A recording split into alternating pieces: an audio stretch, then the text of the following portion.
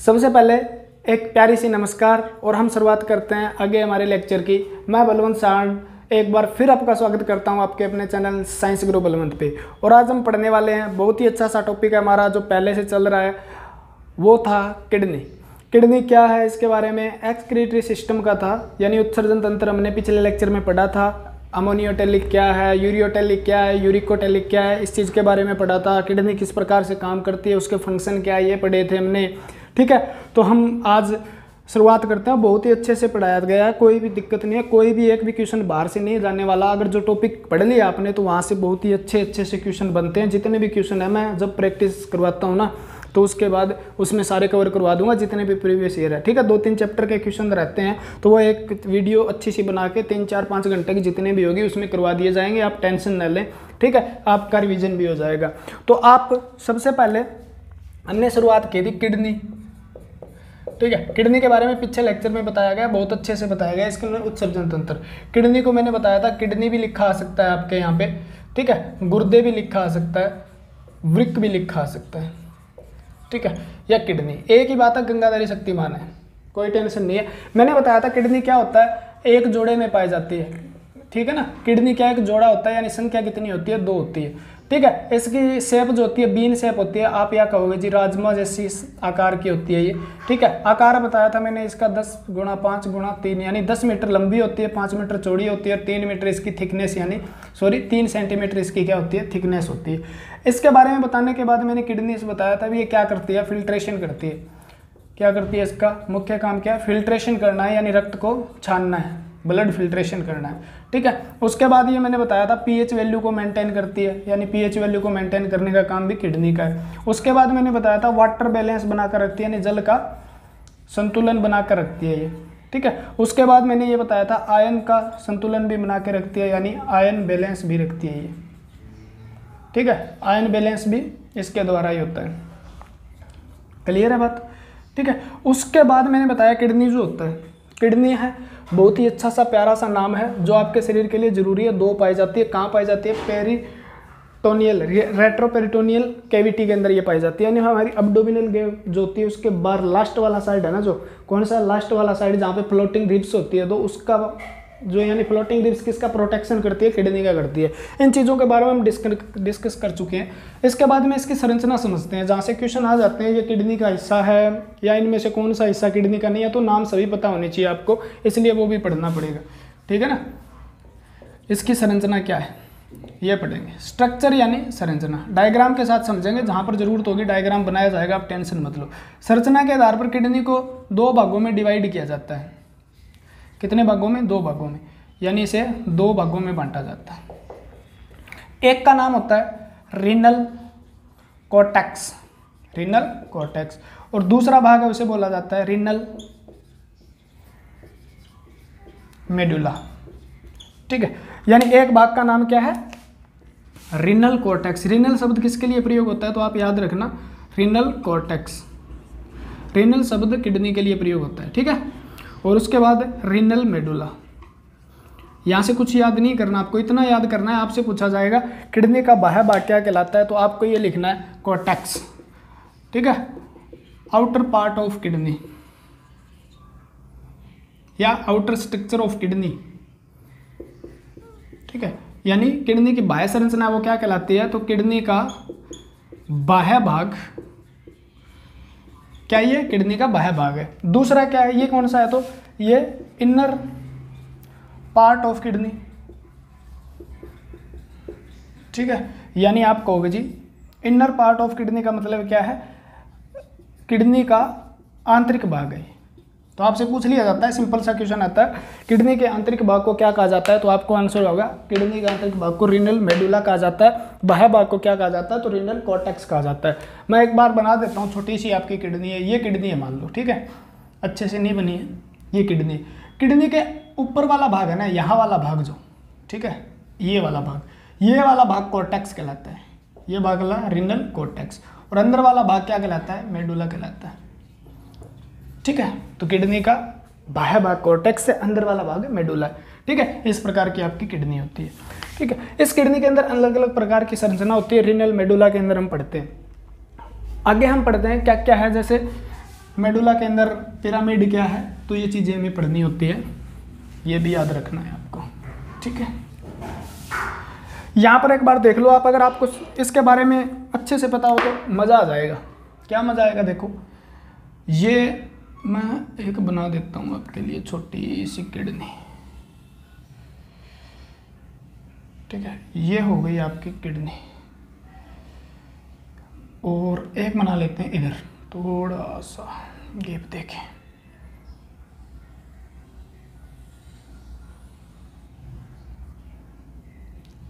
ठीक, ये आपकी है किडनियाँ, दोनों किडनी है, ठीक है, छोटा हो गया क्या ये। इसमें एक एक बात को अच्छे से समझना है हमें, एक एक बात को समझेंगे तब जाके बात बनेगी, ठीक है।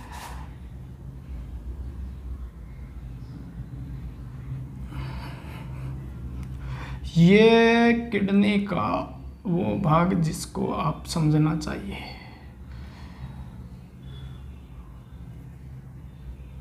ठीक है। इधर वाले भाग में भी बना देता हूँ अपना, क्या है, लग जाएंगे 2 मिनट और, देखने में सुंदर दिखेगी। ये हो गया आपका, एक एक का नाम याद रखना है आपको पेपर के लिए। ये जो वाला भाग है ना, ये वाला भाग जिसको मैं इस प्रकार से डॉटेड सा कर देता हूँ, मान लो ये भाग आपका है कॉर्टेक्स। कौन सा भाग है ये, कॉर्टेक्स है, ठीक है, ये भाग आपका कॉर्टेक्स है। और इसके अंदर का भाग जो रेड के अंदर दिखाई दे रहा है ना, वो पूरा का पूरा क्या है, मेडुला है। ये मेडुला है, ये कॉर्टेक्स है। कॉर्टेक्स के अंदर का भाग क्या कहलाता है, मेडुला, बाहर का भाग कॉर्टेक्स कहलाता है। ये बात याद रखनी है हमें, ठीक है। इस प्रकार से अगर ये बात याद होती है आपको, ये होगी किडनी आपकी, ठीक है। यानी ये ऊपर वाला भाग क्या है, ये है कॉर्टेक्स, ठीक है। ये भाग क्या है, रीनल कॉर्टेक्स। और ये वाला भाग अंदर वाला पूरा का पूरा वाला भाग क्या है, तो मैं इसको यहां से डिनोट कर देता हूं, इसका नाम है मेडुला। इसका नाम क्या है, मेडुला है, ठीक है। उसके बाद इस संरचना को क्या कहा जाता है, इस संरचना को एक स्पेशल नाम दिया जाता है, मेडुला के अंदर है ये, तो मेडुलरी पिरामिड, मेडुलरी पिरामिड। उसके अंदर का भाग है, इस भाग को बोला जाता है कैलिक्स, ठीक है ना, याद कर लो इस बात को, calyx. Major calyx, minor calyx भी बोला जाता है, माइनर छोटा है, उसके बाद थोड़ा बड़ा हो जाएगा, उसे क्या बोलेंगे, कैलिक्स।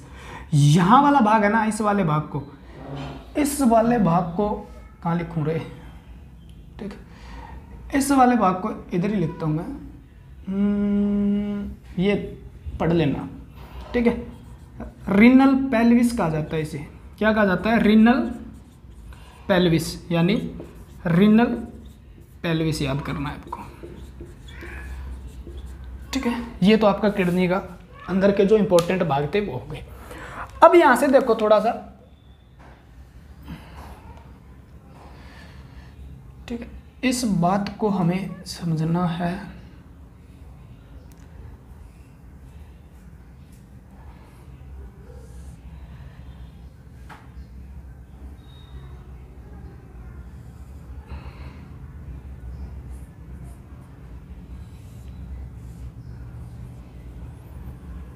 इसको मैं ये खत्म कर देता हूँ, बस मज़ा आएगा अपने को, ठीक है।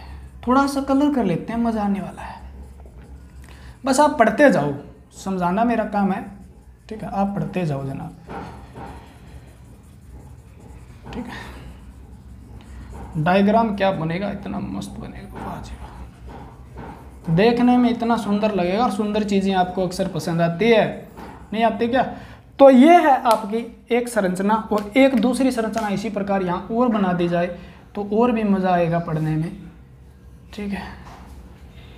ये है आपकी दूसरी संरचना, ठीक है। पता नहीं क्या है मुझे अभी तक, तो अब याद आने वाला है।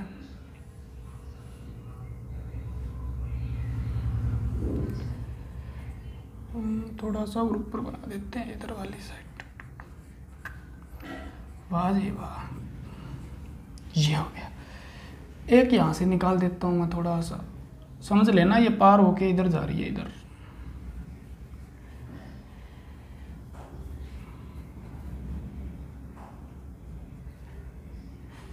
और इसको भी यहीं खत्म करते हैं।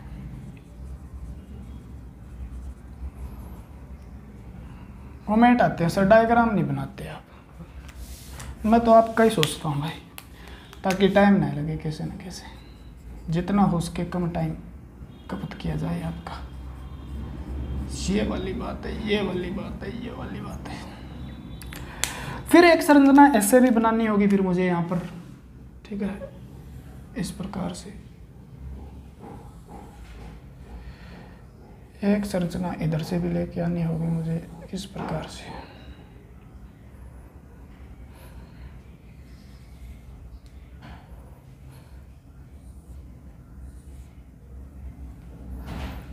फिर एक संरचना मुझे इस प्रकार से यहाँ पे भी बनानी होगी।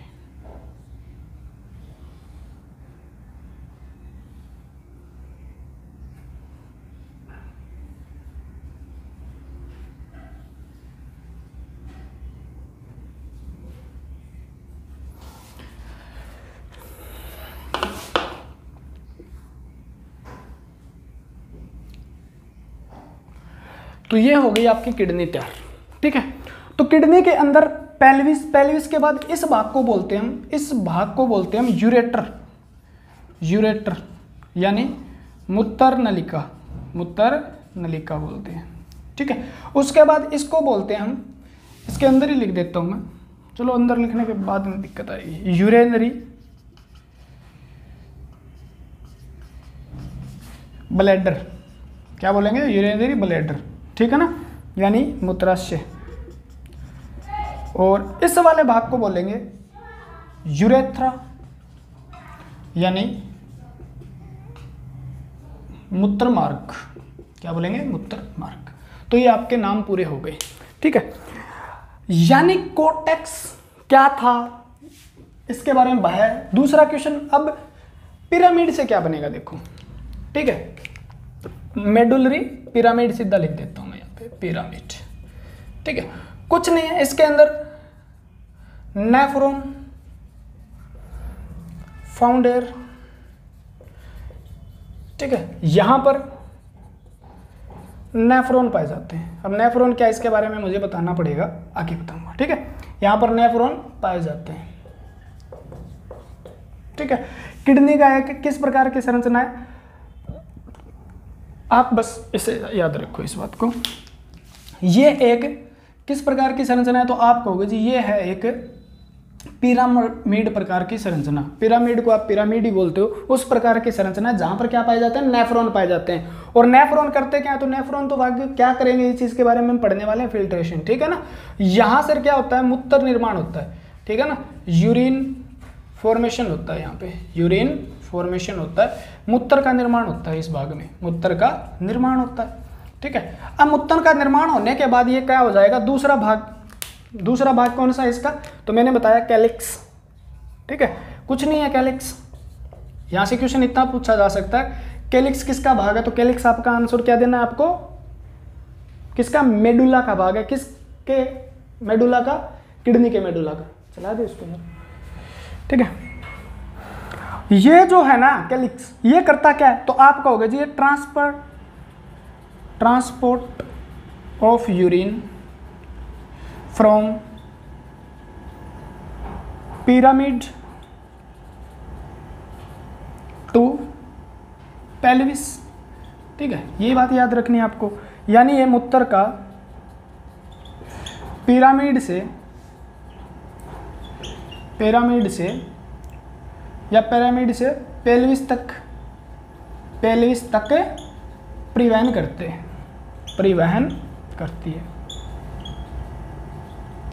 ठीक है। ये बात लिखनी है बस, इसके आगे कुछ नहीं है। ये किसका भाग है, यानी पेल्विस और मेडु जो पिरामिड है ना, उसके बीच का भाग है, एक डक्ट की तरह है, ठीक है। वो क्या कहलाता है, कैलिस कहलाता है, ठीक है ना, क्या कहलाता है, कैलिस।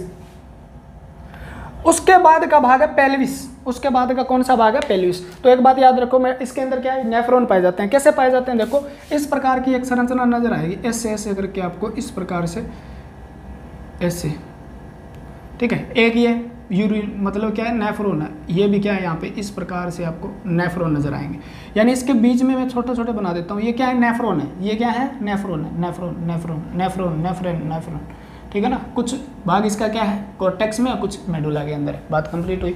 यहाँ से क्या मूत्र का निर्माण होगा नेफ्रॉन के द्वारा, और यहाँ पर धीरे धीरे होता होता होता यहाँ पर आ जाएगा पेल्विस के अंदर, ठीक है। पेल्विस से एक बहुत इंपॉर्टेंट क्वेश्चन बनता है, बताता हूँ आपको, ठीक है। तो कहाँ से कहाँ चला, ये लास्ट में कंप्लीट हो ही जाएगा, आप टेंशन मत लो, आप लेक्चर को देखते जाओ बस, ठीक है।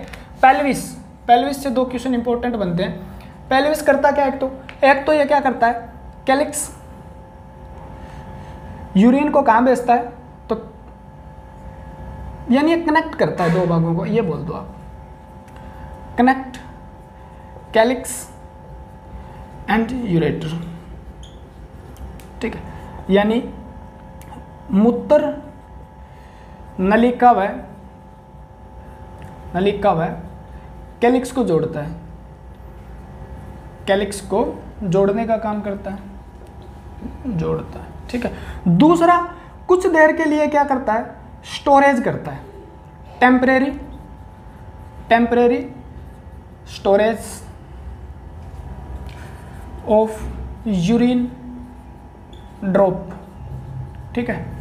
यानी बूंद बूंद करके इसके अंदर क्या आता है, कुछ यूरिन आता है, यानी मूत्र बूंदों का, मूत्र की बूंदों का कुछ समय के लिए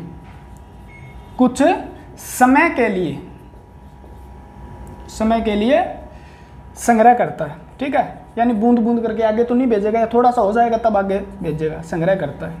क्लियर है बात, ठीक है। और ये दूसरा काम क्या करता है, ये ट्रांसपोर्ट यूरिन टू यूरेटर, यानी दूसरा करता है ये मूत्र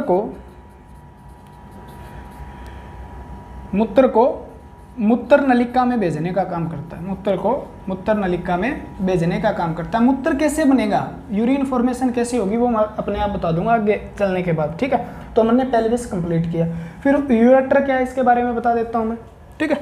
यानी ये पेल्विस के अंदर क्या होता है, एक आपकी हो जाती है, आप बोलते हो जी kidney stone, most important question है इस चैप्टर का, किडनी स्टोन, या इसे रिनल स्टोन भी कहा जाता है, रिनल स्टोन, ठीक है। या आप इसे बोलते हो किडनी में पत्थरी, किडनी में पत्थरी, या इसे अस्मरी भी कहा जाता है, अस्मरी, ठीक है, अस्मरी भी कहा जाता है।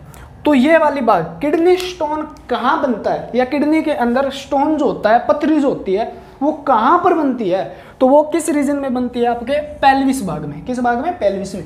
किडनी में स्टोन बनेगा वो कहाँ बनेगा, यहाँ बनेगा, ठीक है ना, इस भाग में बनता है, मोस्ट ऑफ जो बनेगा इस भाग में, ठीक है। किस भाग में बनेगा, इस भाग में, यहाँ पे स्टोन हो गई। तो आपसे पूछा जाता है किडनी स्टोन है वो किससे बनी होती है, ठीक है। किडनी स्टोन किससे बनी होती है, तो कैल्शियम, मोस्ट इंपॉर्टेंट क्वेश्चन है, ऑक्सोलेट, ठीक है ना, कैल्शियम ऑक्सोलेट से बनी होती है, कैल्शियम ऑक्सोलेट से बनी होती है। किडनी स्टोन यानी किडनी के अंदर या पथरी है जो, गुर्दे की पथरी किससे बनी होती है, तो आपको आंसर क्या देना होगा, कैल्शियम ऑक्सोलेट से बनी होती है, ठीक है ना, CaC2O4, ये कैल्शियम ऑक्सोलेट का फार्मूला है।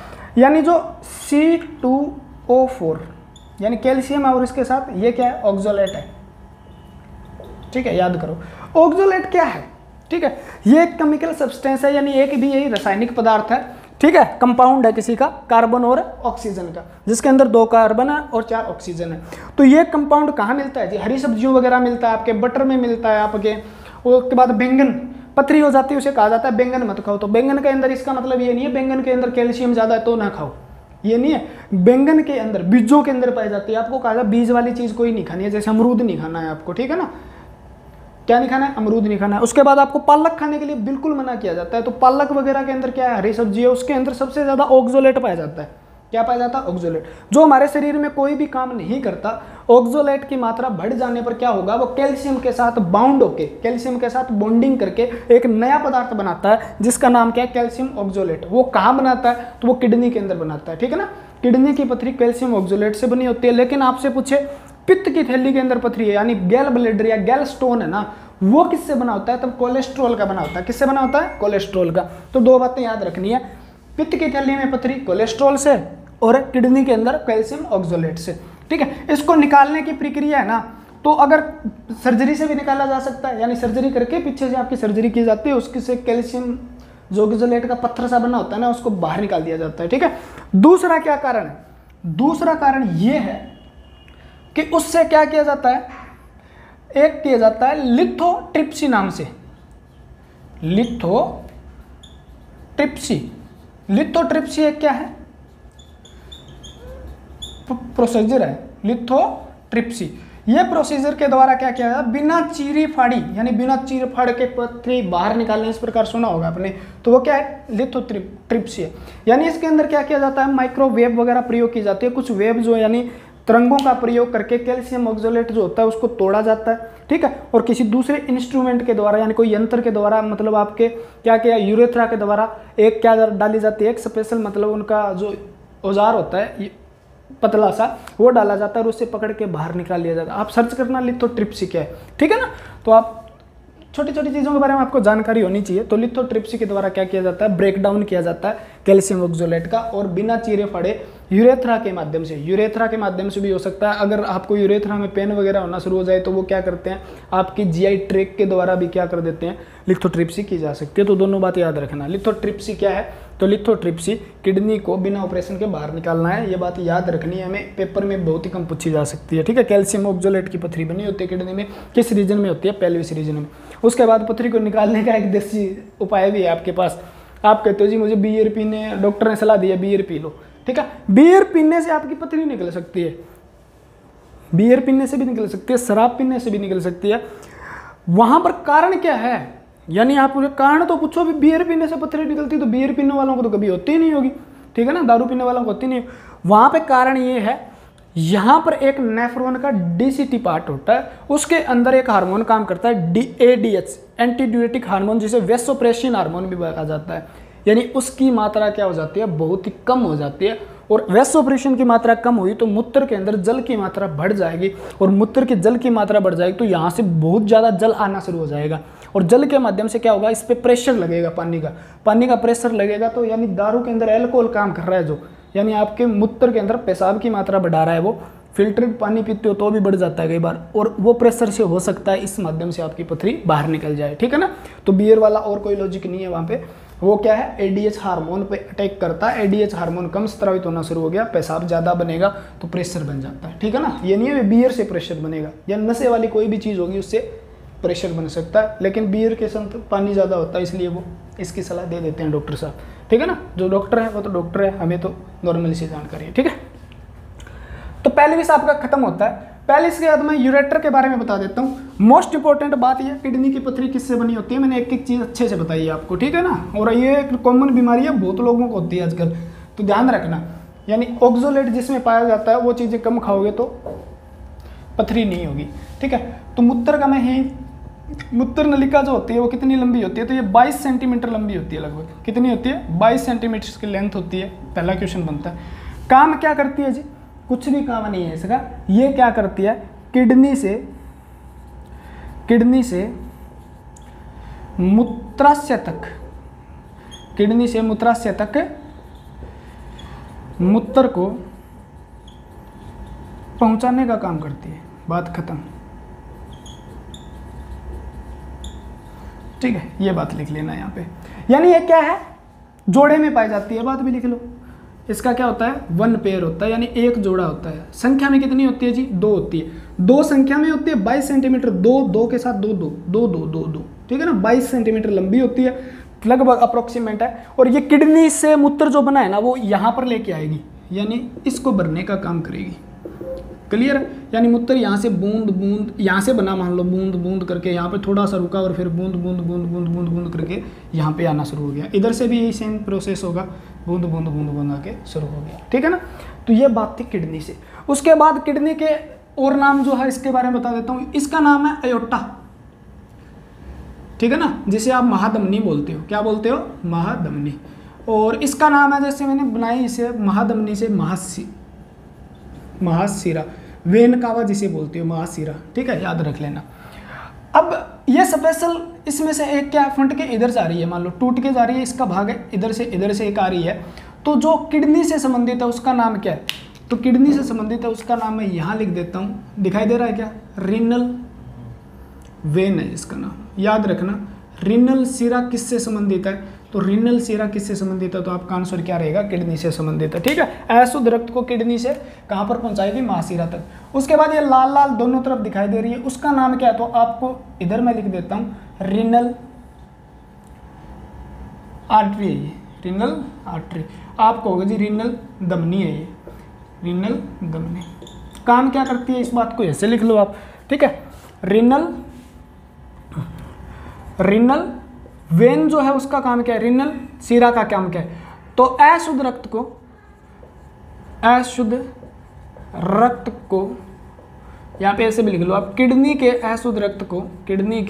अशुद्ध रक्त को महाशिरा तक पहुंचाती है, महाशिरा तक पहुंचाती है।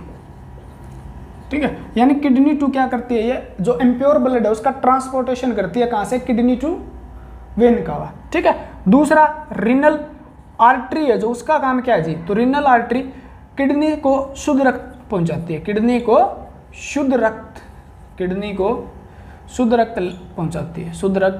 पहुंचाती है। ठीक है ना, तो आपसे मोस्ट इंपॉर्टेंट क्वेश्चन है रीनल वेन और रीनल आर्टरी किससे संबंधित है, तो मोस्ट इंपॉर्टेंट क्वेश्चन है किडनी से संबंधित है। ठीक है, रीनल आर्टरी किससे संबंधित है, क्वेश्चन इस प्रकार से पूछा जाता है, यहाँ से प्रीवियस ईयर के अंदर मैंने देखा है, बस इतना पूछा जाएगा, रीनल आर्टरी या रीनल वेन किससे संबंधित है, तो किडनी से संबंधित है। ठीक है ना, या किससे रिलेटेड है, तो हमारा आंसर क्या रहेगा, किडनी को शुद्ध अशुद्ध रक्त, यानी वेन तो हमेशा क्या लेके जाती है, अशुद्ध रक्त लेके जाती है, और आर्टरी शुद्ध रक्त लेके जाती है। आप ऐसा बताओगे कौन सी धमनी है जिसके अंदर अशुद्ध रक्त पाया जाता है, ये क्वेश्चन का आंसर आप कमेंट में दे देना। ठीक है ना, कमेंट में। अब यहाँ पर और क्या क्वेश्चन बनते हैं, मैंने कहा पिरामिड के अंदर क्या पाए जाते हैं, एक नेफ्रॉन पाए जाते हैं इस प्रकार से। ठीक है, नेफ्रॉन पाए जाते हैं, तो इसका यूरिन ब्लैडर का मैं बाद में बताऊंगा जब यूरिन हमारा कंप्लीट हो जाएगा। यानी जो भी बनेगा ना, मूत्र यहाँ बनेगा और यहाँ से ऐसे आएगा, ऐसे शरीर से थ्रो आउट या ड्रेन आउट कर दिया जाएगा, बाहर कर दिया जाएगा यूरेथ्रा के द्वारा। यहाँ पर कुछ बन रहा है, यहाँ पर ब्लड फिल्ट्रेशन यहाँ पे हो रहा है इसके, इस बात पर। ठीक है ना, याद रखना, यहाँ पे पिरामिड इस प्रकार पाए जाते हैं, कौन कर रहा है, नेफ्रॉन कर रहा है। ठीक है, और यहाँ से इस प्रकार से होता धीरे धीरे बूंद बूंद बूंद बूंद करके ये बढ़ता रहता है। ठीक है, यूरिनेशन की फीलिंग आती है आपको, इसका कुछ हाफ भाग अगर बढ़ जाए।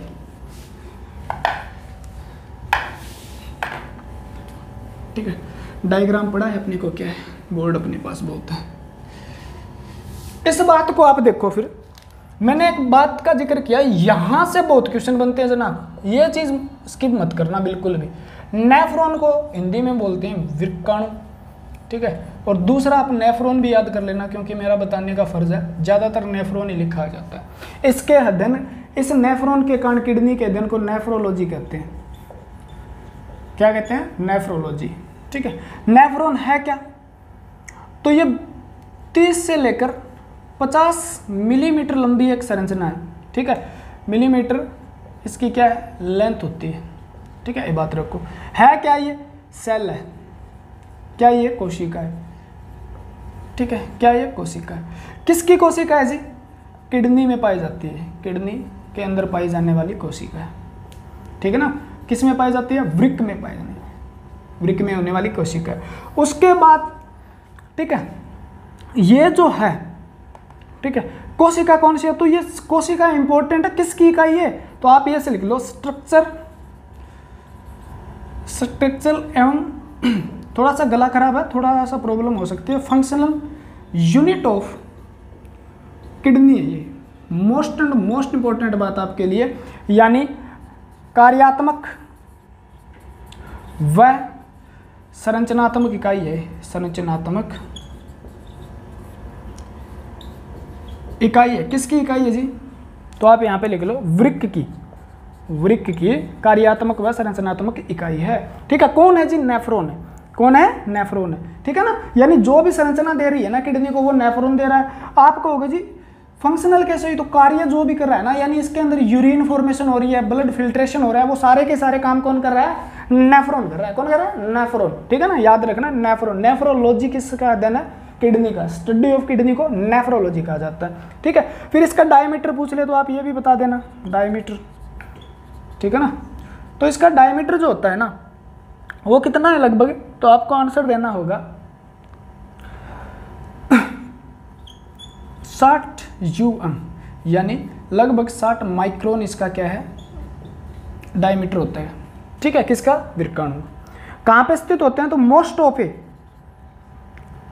किडनी के दोनों हिस्सों में स्थित होते हैं, कॉर्टेक्स एंड मेडुला के अंदर, located in cortex and medulla. तो आपको होगा जी कॉर्टेक्स भाग में स्थित होते हैं और वह मेडुला में स्थित होते हैं। इसका कुछ भाग मेडुला में होता है, कुछ कॉर्टेक्स में होता है, पिरामिड के अंदर क्या होते हैं, ये स्थित होते हैं। ठीक है, तो आपको इस बात को याद रखना है, यानी कार्यात्मक संरचनात्मक इकाई कौन सी है, नेफ्रॉन है। नेफ्रॉन किसकी कोशिका है, किडनी की है। नेफ्रॉन का काम क्या है, तो नेफ्रॉन का फंक्शन क्या है, ये बात भी आप लिख लो चाहे, फंक्शन यानी नेफ्रॉन का कार्य क्या है। तो सबसे पहले इसका कार्य क्या है, सबसे इंपॉर्टेंट इसका कार्य है जनाब ब्लड फिल्ट्रेशन करना, ब्लड फिल्ट्रेशन, यानी रक्त को छानने का काम करता है, ये रक्त को छानने का काम करता है। दूसरा काम क्या है जी, पीएच वैल्यू मेंटेन करता है, पीएच वैल्यू मेंटेन करता है। ठीक है ना, क्या करता है, पीएच वैल्यू को, पीएच मान, ठीक है, नियंत्रण करता है। ठीक है, किस प्रकार करेगा अपने आप समझ में आ जाएगा, लेक्चर पूरा देखोगे तो समझ में आती है बहुत सी चीजें। ठीक है, उसके बाद ये क्या करता है, वाटर बैलेंस करता है जी, रक्त के अंदर क्या करेगा, वाटर बैलेंस, यानी जल की मात्रा, जल का संतुलन बनाता है हमारी बॉडी के अंदर, जल का संतुलन। उसके बाद ये क्या काम करता है जी, और ये क्या करता है, तो यूरिन फॉर्मेशन करता है, यूरिन फॉर्मेशन करने का काम करता है। कितने काम कर रहा है, छोटा सा देखो, मूत्र का निर्माण कर रहा है, मूत्र का निर्माण कौन करता है, तो यही करता है। ठीक है, उसके बाद वाटर बैलेंस के साथ एक बात और याद रख लेना आप, आयन बैलेंस, यानी आयन संतुलन बनाता है हमारे रक्त के अंदर ये। ठीक है, तो ये बात थी काम की, यानी काम क्या क्या है, तो नेफ्रॉन, नेफ्रॉन क्या कर रहा है, एक बात को समझो आप, नेफ्रॉन ब्लड फिल्ट्रेशन करता है। ठीक है, ये ब्लड फिल्ट्रेशन क्या है, इस चीज़ के बारे में पढ़ने वाले हम। रक्त का शुद्धिकरण करता है ना, जो रियल के अंदर प्लाज्मा का शुद्धिकरण करता है वो नेफ्रॉन करता है। ठीक है ना, आरबीसी का शुद्धिकरण करता है वो कौन करता है, फेफड़े करते हैं। दूसरी बात, आपको पीएच वैल्यू मेंटेन करता है। पीएच वैल्यू यानी आपके रक्त की पीएच वैल्यू कितनी होनी चाहिए, हो सकती है, ज़्यादा होने पर मृत्यु हो सकती है, तो वो 7.4 बनाए रखता है ना, वो नेफ्रॉन बना के रखता है। कौन रखता है, नेफ्रॉन, इसकी बहुत बड़ी भूमिका होती है। उसके बाद वाटर बैलेंस और आयन बैलेंस करता है। आयन का मतलब है जैसे कैल्शियम आयन हो गया, पोटेशियम आयन हो गया, क्लोरीन आयन हो गया, सोडियम आयन हो गया। इन आयन को क्या करता है, यूरिन में नहीं जाने देता, ब्लड के अंदर वापस भेज देता है। ठीक है, तो उनका संतुलन बनाए रखता है। अगर ज़्यादा है तो यूरिन के द्वारा बाहर भी निकाल सकता है नेफ्रॉन, तो इसका संतुलन बनाने का काम भी कौन कर रहा है, नेफ्रॉन कर रहा है। ठीक है ना, उसके बाद जो यूरिन यानी मूत्र का निर्माण हो रहा है, यानी ब्लड फिल्ट्रेशन होगा, तो फालतू की चीज़ें बाहर निकालने के लिए क्या, जल के अंदर जो वेस्टेज होंगे उनको मिलाकर क्या है, जल और वेस्टेज जो है, जो शरीर से बाहर निकालने हैं, उसे यूरिन कहा जाता है, मूत्र कहा जाता है, उसको बनाने का काम भी कौन करता है, नेफ्रॉन करता है। बात क्लियर हुई, यानी आपने सर जी ये तो किडनी में भी लिखाया था, अरे मैं आपके घर में ये कह दूं आपका ये घर है। ठीक है ना, दोनों से क्वेश्चन आते हैं, आपसे नेफ्रॉन के कार्य पूछ सकता है, अगर नेफ्रॉन का ना पूछे तो वो किडनी के सीधे पूछ सकता है, यानी डीप क्वेश्चन देना चाहे तो वो नेफ्रॉन का पूछेगा, नहीं तो किडनी का पूछेगा। आपके घर में आप हो, अगर कोई आप काम करते हो तो वो घर का नाम होता है कि नहीं है। ठीक है, आपने मान लो गवर्नमेंट जॉब लग गई, मेहनत किसने की, आपने की। ठीक है, नाम किसका हुआ, आपके पूरे घर का हुआ। आपके पापा का नाम लेकर ये कहेंगे फलाने का आदमी छोरा नौकरी लग गया।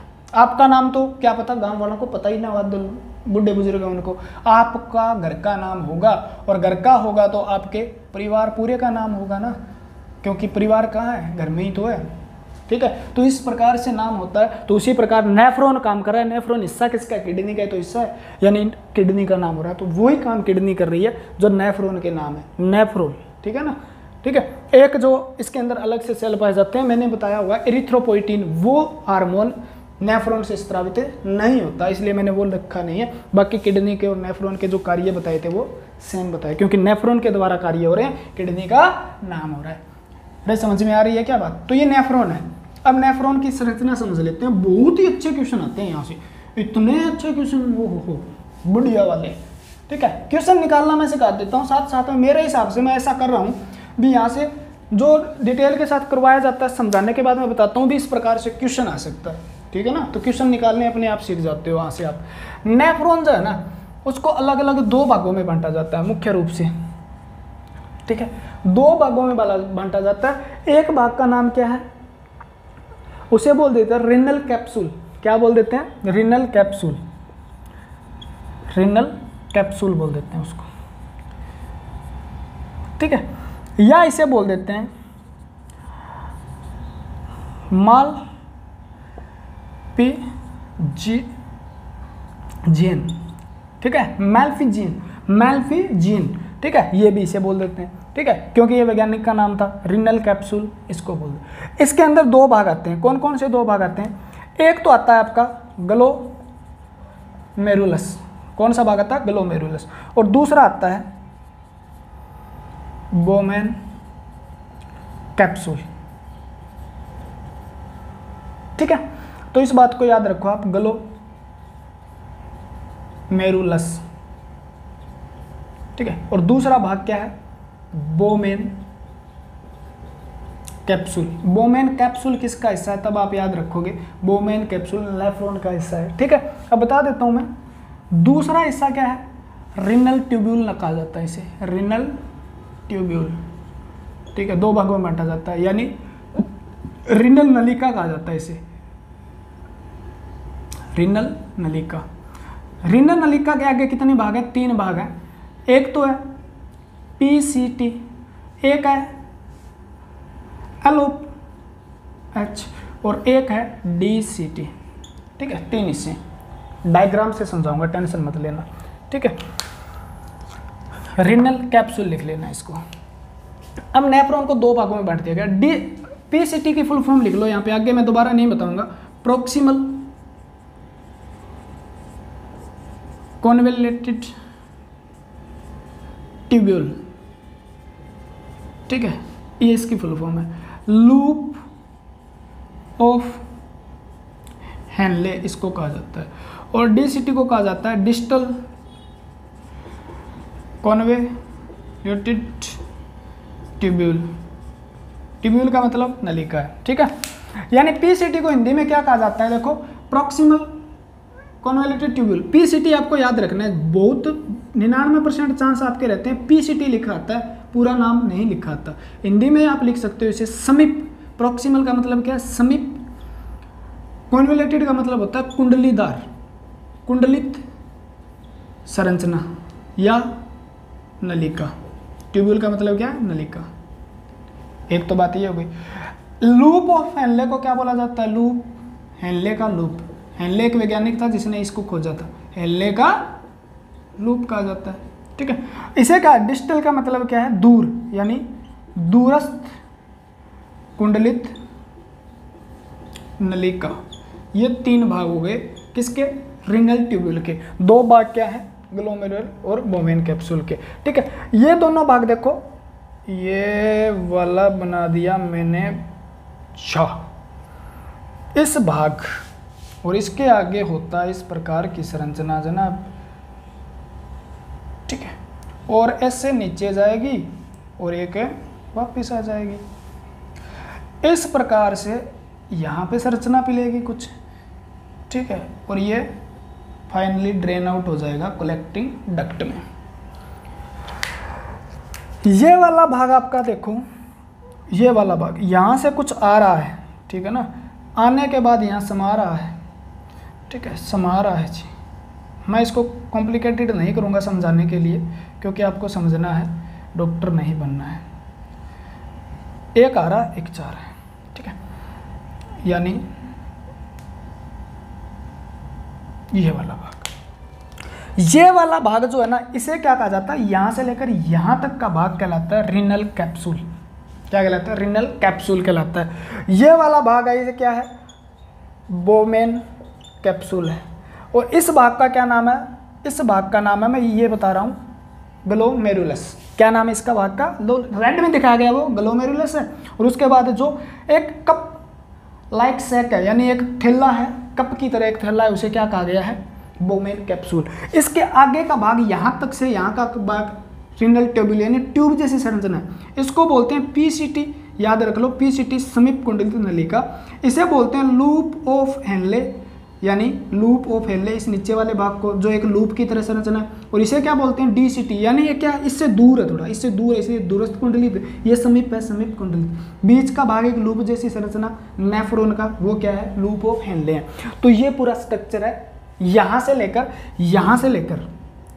यहाँ तक क्या है? नेफ्रॉन है। क्या है? नेफ्रॉन। ये नेफ्रॉन, यहाँ पर क्या क्या होगा, कहाँ कहाँ होगा, ये क्वेश्चन भी आपसे बहुत जबरदस्त तरीके से पूछे जाते हैं। इसका भाग का नाम है कलेक्टिंग डक्ट, यानी यहाँ पर कुछ भाग क्या होता है? मूत्र का संग्रह होता है, बाद में बता दूंगा इस बात को। संग्रहित नलिका है, ये संग्रहित नलिका से जुड़े होते हैं, नलिका से, यानी पीछे संग्रहित नलिका से, आगे से किससे जुड़े होते हैं? धमनियों से। ठीक है, तो आपको इस बात को लिख लेना है। अब मैं इसको शॉर्ट फॉर्म में पीसीटी डीसीटी लिखूंगा, यहाँ पे इतना बड़ा नहीं लिख पाऊंगा, ठीक है, यानी बोल दूंगा, कोई दिक्कत नहीं है। अब नेफ्रॉन जो है उसके अंदर क्या काम हो रहे हैं और किस भाग में क्या काम हो रहे हैं, ये भी इंपॉर्टेंट है आपके लिए, ठीक है ना। नेफ्रॉन में यूरिन फॉर्मेशन होता है, किस किस भाग में क्या हो रहे हैं, इस बात को समझ लो आप, कुछ नहीं है, ठीक है। ये आपका है, मैं यहाँ बना देता हूँ, ये दोबारा बना देते हैं आप, अपना क्या जाता है रे, ठीक है ना, टाइम पास ही तो करना है, ऐसी संरचना है, ठीक है। इसके पॉइंट भी लिखा दूंगा मैं, किस क्वेश्चन कहाँ से क्या पॉइंट बनेगा, ग्लोमेरुलस से क्या पॉइंट बनेगा, अरे क्या है यार, ये संरचना है, इसके आगे का भाग है इस प्रकार से, ठीक है।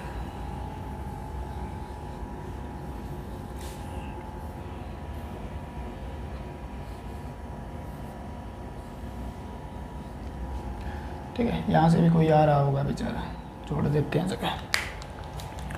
यहाँ पर आ रही है कुछ नलिका, ये नलिका यहाँ पर हो रही है इस प्रकार से, एक कुंडलित बना रही है, यानी कुंडली सी बना रही है इस प्रकार से, ठीक, और यहाँ से फाइनली फिर आगे जा रही है, ठीक है। इस भाग को बोला जाता है, इस भाग को इस प्रकार से गुच्छे जैसी संरचना है, ठीक है। यहाँ पर इस भाग को बोला जाता है ग्लोमेरुलस, ग्लोमेरुलस, ठीक है। तो इस बात को मैं साथ साथ में कवर करता हूं। ग्लोमेरुलस क्या है? A network of small blood vessels, blood vessels, small blood vessel की जगह का आप अच्छा सा नाम लिख सकते हो, आपको पता हो तो कैपिलरी, यानी केशिकाओं का समूह या छोटी रक्त वाहिकाओं का एक समूह है, ठीक है ना। ये क्या है कि छोटी रक्त वाहिकाओं का एक समूह है, वाहिकाओं का एक समूह है, ठीक है। आप इस बात को ऐसे लिख सकते हो, लोकेटेड इन बोवेन कैप्सूल। ये किसके अंदर स्थित होती है, तो आपको बताना है, यह बोमेन कैप्सूल में स्थित होती है, ठीक है। एनसीईआरटी ने इसको किसका पार्ट मानना है? इसको मानना है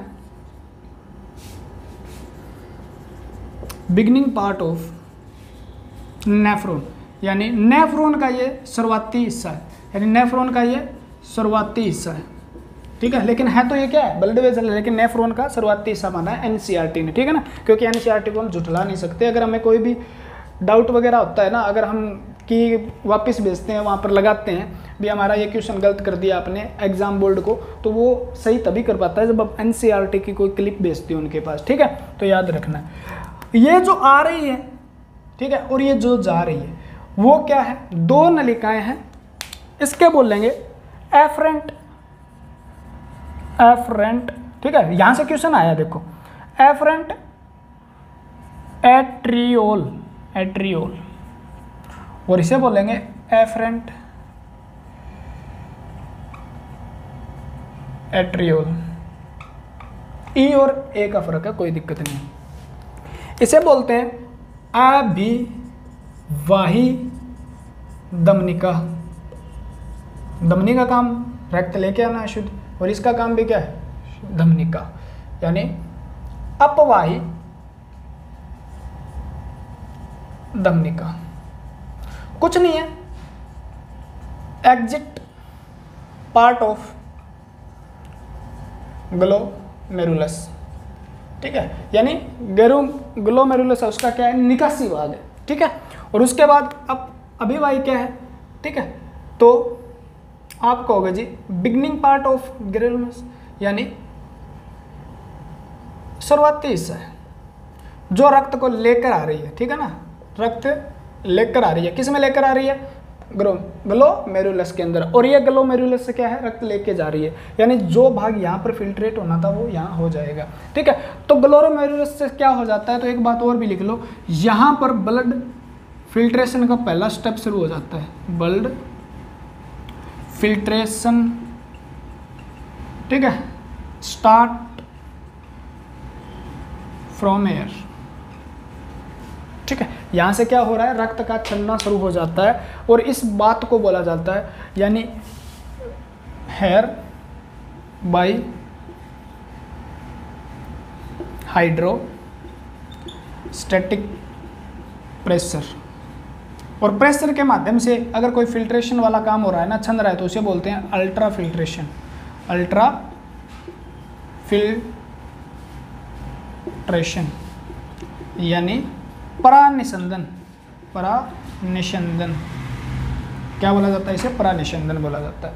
परानिसंदन की क्रिया कहाँ होती है, तो आपको, यानी यहाँ पर कोई चीज़ प्रेशर पड़ेगा ना, तो इन कैपिलरीज के अंदर छिद्र होता है, वो कुछ भाग निकल कर का क्या आ जाएगा, इधर आ जाएगा, कुछ प्लाज्मा का भाग निकल कर इधर आ जाएगा, यानी इधर से इधर आने की क्रिया है ना, वो क्या हो रही है, अल्ट्रा फिल्ट्रेशन कहा जाता है। उसे क्या कहा जाता है, अल्ट्रा, क्योंकि यहाँ से रक्त छन के कहाँ आ गया, अब बोवेन कैप्सूल में आ गया, किस में आ गया, बोवेन कैप्सूल में आ गया। क्लियर है बात। तो अल्ट्रा फिल्ट्रेशन कहाँ होता है, तो ग्लोमेरुलस और बोवेन कैप्सूल के बाद बीच में जो रक्त, यानी ग्लोमेरुलस से निकलकर रक्त जो है वो कहाँ जाता है, बोवेन कैप्सूल में जाता है। तो इस क्रिया को क्या कहा जाता है, तो इस प्रोसेस को बोला जाता है परानिसंदन। परानिसंदन यानी अल्ट्रा फिल्ट्रेशन, ठीक है, फिल्ट्रेशन नहीं अल्ट्रा फिल्ट्रेशन कहा जाता है। यानी अल्ट्रा फिल्ट्रेशन क्या है, तो एक हाइड्रोस्टैटिक फोर्स लगता है, यानी एक जल के द्वारा एक क्या लगाया जाता है, एक दबाव लगाया जाता है, उसके माध्यम से जो होगा वो इस प्रकार से ऐसे गुच्छा है, इस यहाँ से निकलकर रक्त क्या है, बोवेन कैप्सूल में घुस जाता है, किसके कारण, प्रेशर के कारण, ठीक है ना। ये अलग अलग प्रकार के प्रेशर होते हैं, 3 प्रकार के प्रेशर यहाँ पे काम करते हैं, ठीक है। एक प्रेशर का नाम होता है GBHP, GBHP, दूसरा होता है CHP, तीसरा होता है BCOP, ठीक है। तीनों प्रेशर आपको याद नहीं करने, बता देता हूँ। और टोटल NFP होता है, यानी NFP यानी नेट फिल्ट्रेशन प्रेशर जो होता है लास्ट का, वो होता है 10 mm। अल्ट्रा फिल्ट्रेशन के अंदर जो लास्ट का होता है वो कितना होता है, 10 मिलीमीटर पारा, ये प्रेशर होता है। यानी ये प्रेशर फाइनली जो प्रेशर इस पे लगता है, जिसके कारण रक्त का प्लाज्मा भाग किस में आ जाता है, बोवेन कैप्सूल में आता है, उसे क्या बोलते हैं, हाइड्रोस्टैटिक प्रेशर बोला जाता है, ठीक है ना। वो होता है कितना है, वैसे 60 mm प्रति एच होता है, लेकिन उसमें से 50 घटा दिया जाता है, 2-3 यहाँ से, ठीक है, अपोजिट भी काम करते हैं, तो वो चीज़ें आपको नहीं याद करनी है, ठीक है। ये हो गया आपका बोवेन की। ग्लोमेरुलस से क्या क्वेश्चन पूछे जा सकते हैं, एक छोटी नलिकाओं का समूह है जो बोवेन कैप्सूल के बीच में स्थित होता है, उसे क्या कहा जाता है, तो आपका आंसर क्या रहेगा, ग्लोमेरुलस। दूसरा क्वेश्चन क्या बनता है जी, अल्ट्रा फिल्ट्रेशन किन 2 नेफ्रॉन के भागों के बीच होता है, तो अल्ट्रा फिल्ट्रेशन ग्लोमेरुलस और बोवेन कैप्सूल के बीच होता है। यानी रक्त का ग्लोमेरुलस से निकलकर बोवेन कैप्सूल में जाना क्या क्रिया कहलाती है, अल्ट्रा फिल्ट्रेशन यानी परानिसंदन क्रिया कहलाती है। यह क्रिया किसके माध्यम से होती है, दबाव के माध्यम से। किसके माध्यम से, दबाव के माध्यम से। तो 3-4 बातें यहाँ से आपको याद रखनी थी जो मैंने बता दी, ठीक है।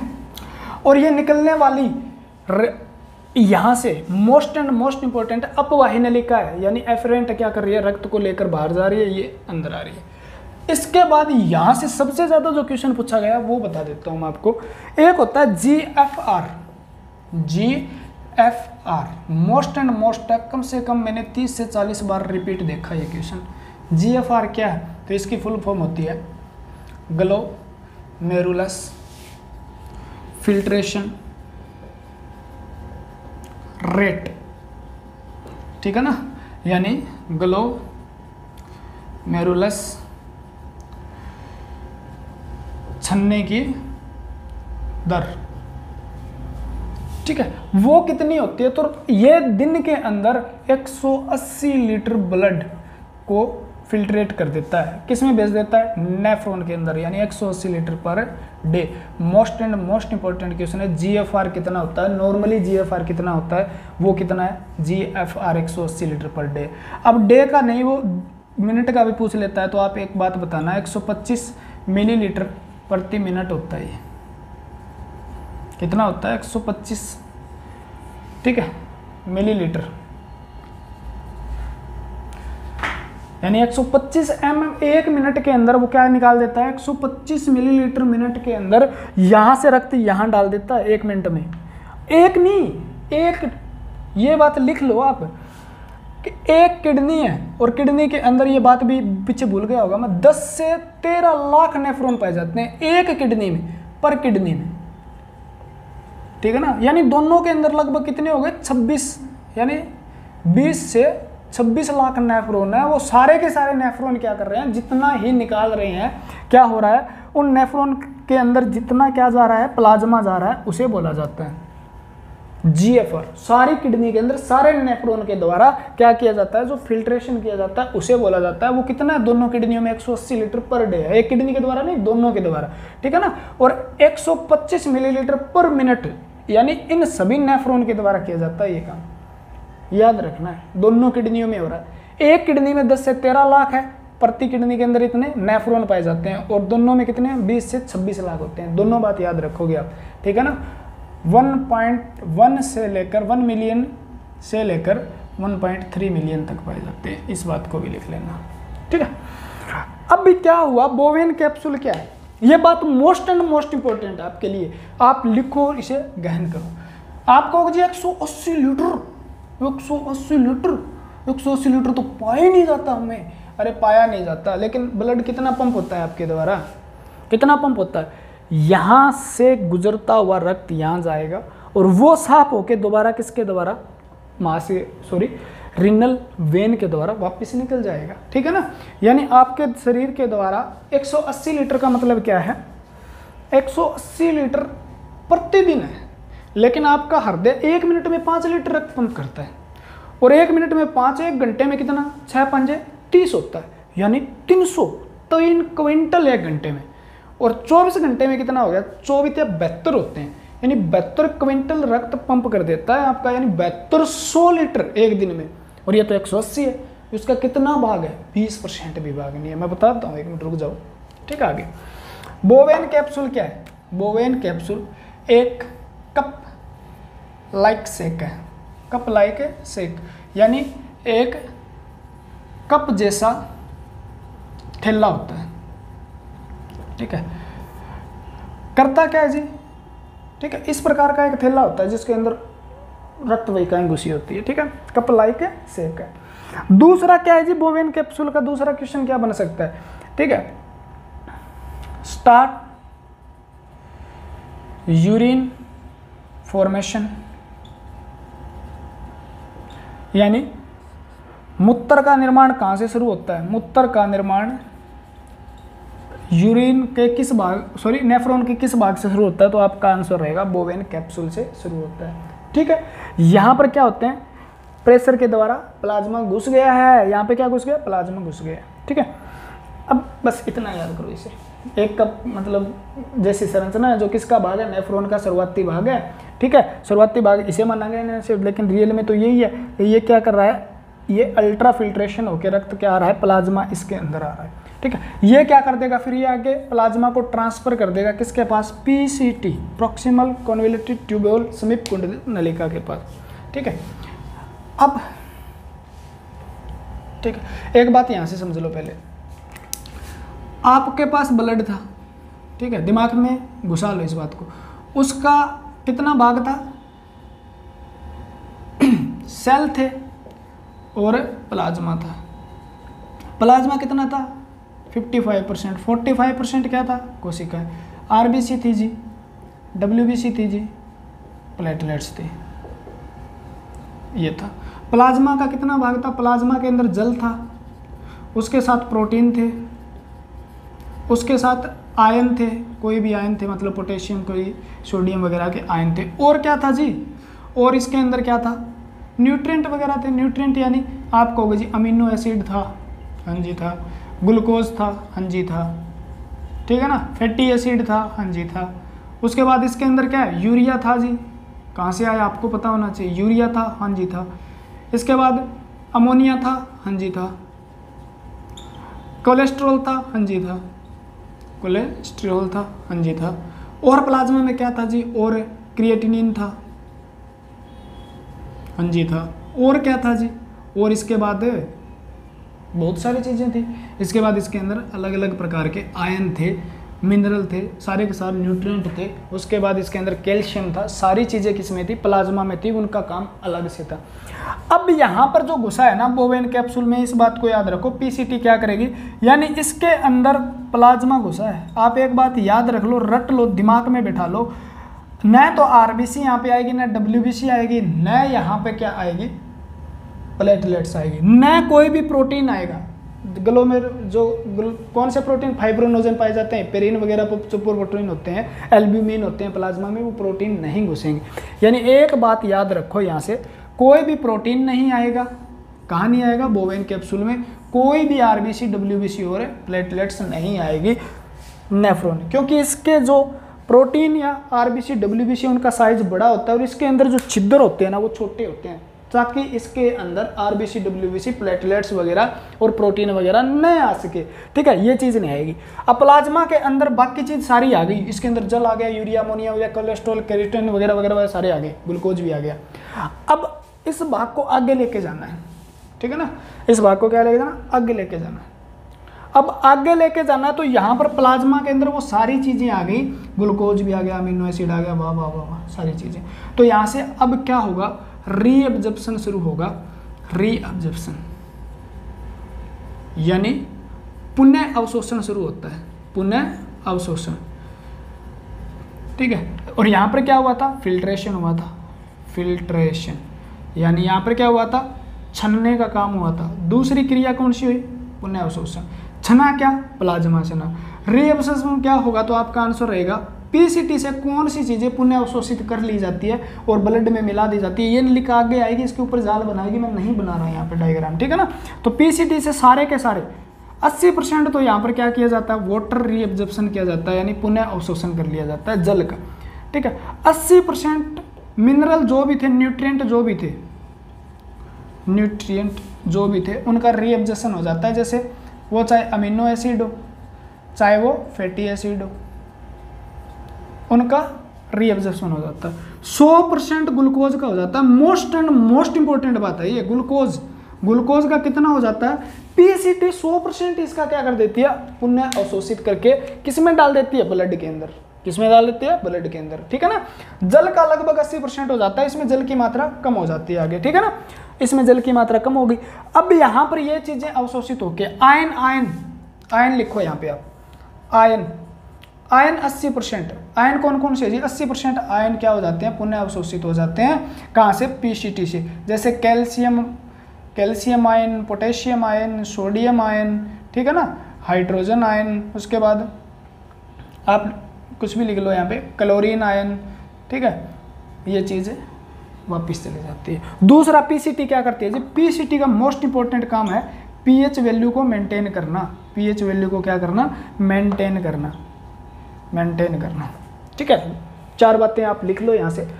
पीसीटी से मोस्ट ऑफ जल अवशोषित हो जाता है, 100% का 100% ग्लूकोज, अमीनो एसिड वगैरह भी यहाँ पे, यहाँ से क्या निकल जाएंगे, अरे देखो प्लाज्मा यहाँ आया, अब यूरिन के अंदर यहाँ पर जल था, ठीक है ना, प्लाज्मा में कितना प्रतिशत जल था, 90 से 92% जल था, वो यहाँ आ गया। अब यहाँ पर क्या होगा, यहाँ पर चीज़ें यानी इसके अंदर जो लाभदायक चीज़ें थी ना वो क्या कर ली जाएगी, पुनः अवशोषित कर ली जाएगी। किसके द्वारा, पीसीटी के द्वारा। इसके सेल एस से बाहर निकाल देंगे।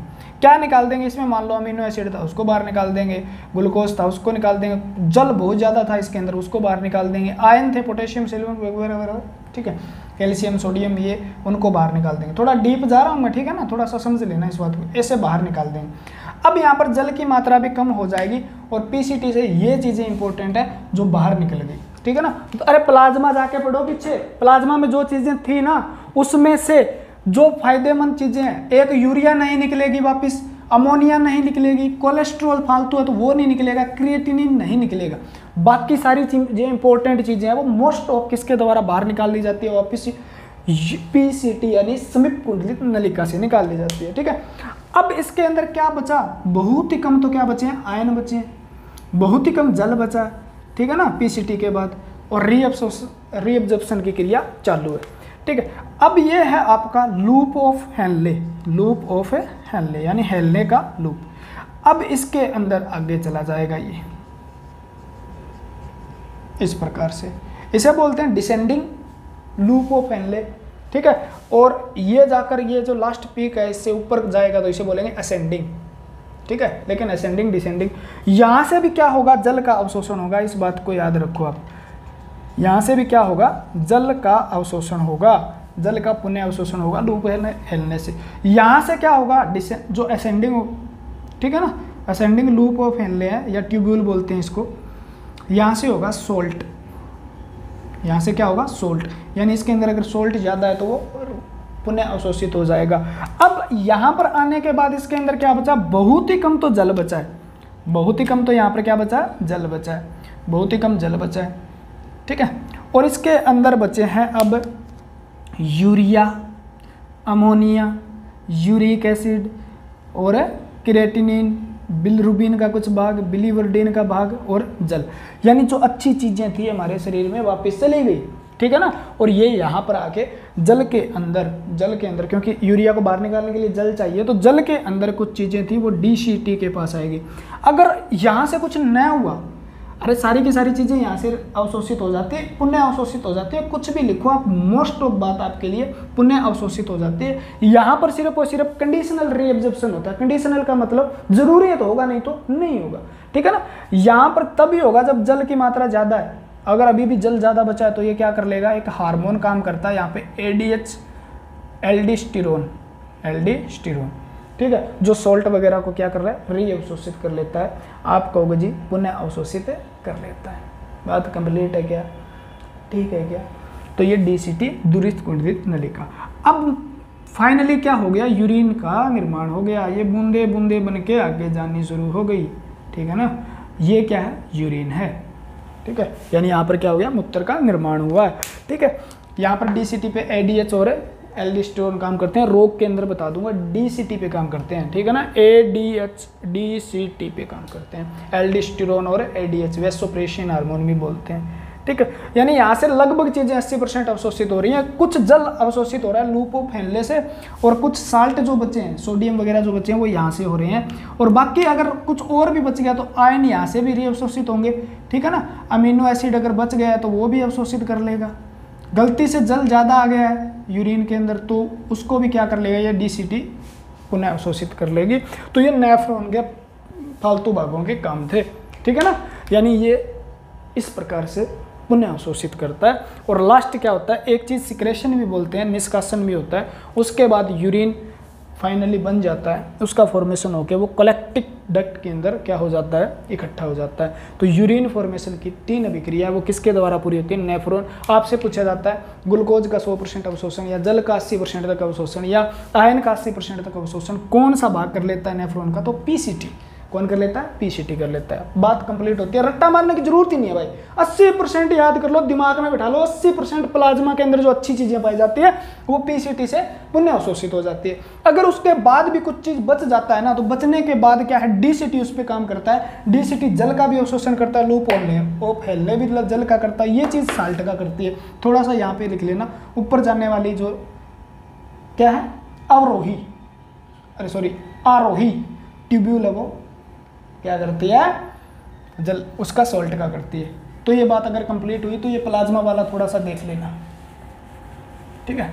रट्टा नहीं मारना कोई चीज़ का। Filtration, reabsorption, secretion, finally urine का क्या हो गया, निर्माण हो गया, ठीक है। अब मैं अच्छे से समझाता हूँ आपको एक बात। ये नेफ्रॉन के पार्ट थे जो आपको समझने थे। अगर नहीं समझ में आया तो कमेंट में लिख देना, थोड़ा सा कॉम्प्लिकेटेड है मुझे पता है, ठीक है।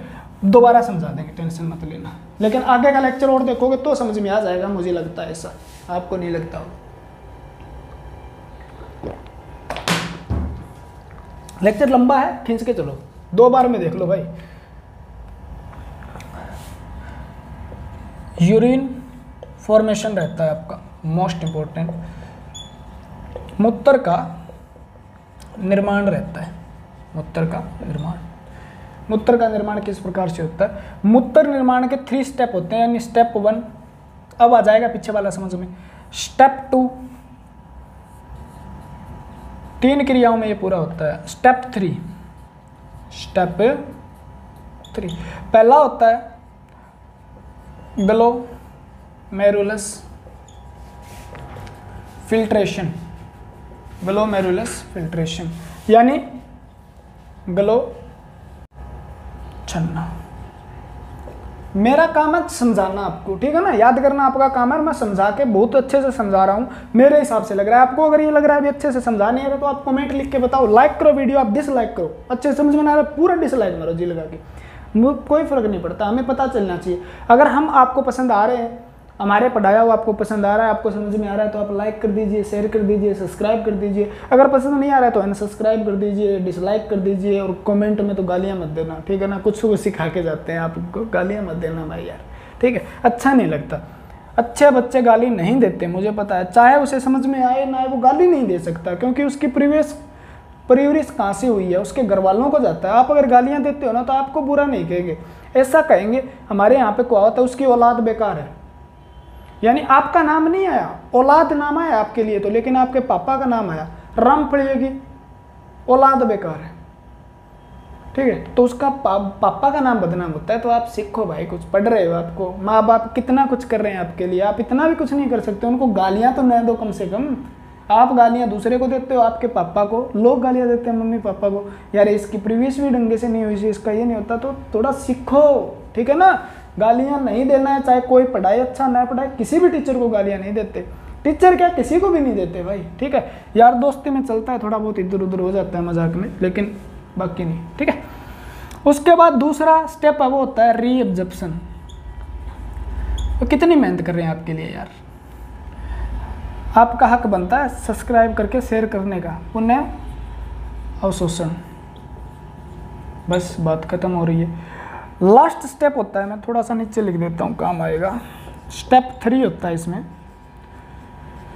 तीसरा चरण जो है वो क्या है, 3 चरणों में मूत्र का निर्माण होता है, ट्यूब्यूलर सिक्रेशन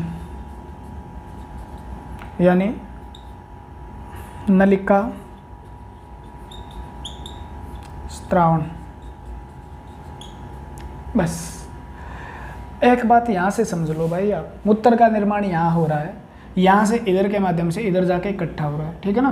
तो मूत्र है क्या, उसका कंपोजिशन क्या है, उसमें क्या पाया जाता है, ये क्वेश्चन तो कहीं से पढ़ लो। अब मैं यहाँ पर आपका मतलब क्या बनता है, आप समझने आए, एक एक चीज़ को समझो यार, फ्री में सारा कुछ मिल रहा है आपको, मज़े लो आप, ठीक है ना, नज़ारे लो, क्या बात है।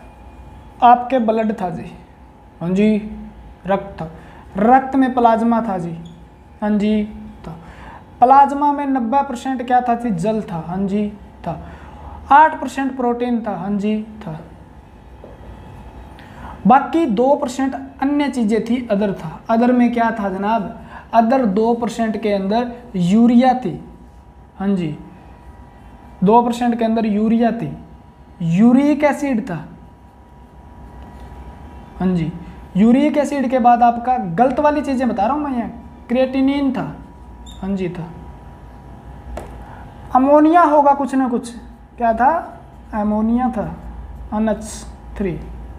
उसके बाद इसमें कुछ कोलेस्ट्रॉल था, कोलेस्टेरॉल था, हाँ जी था।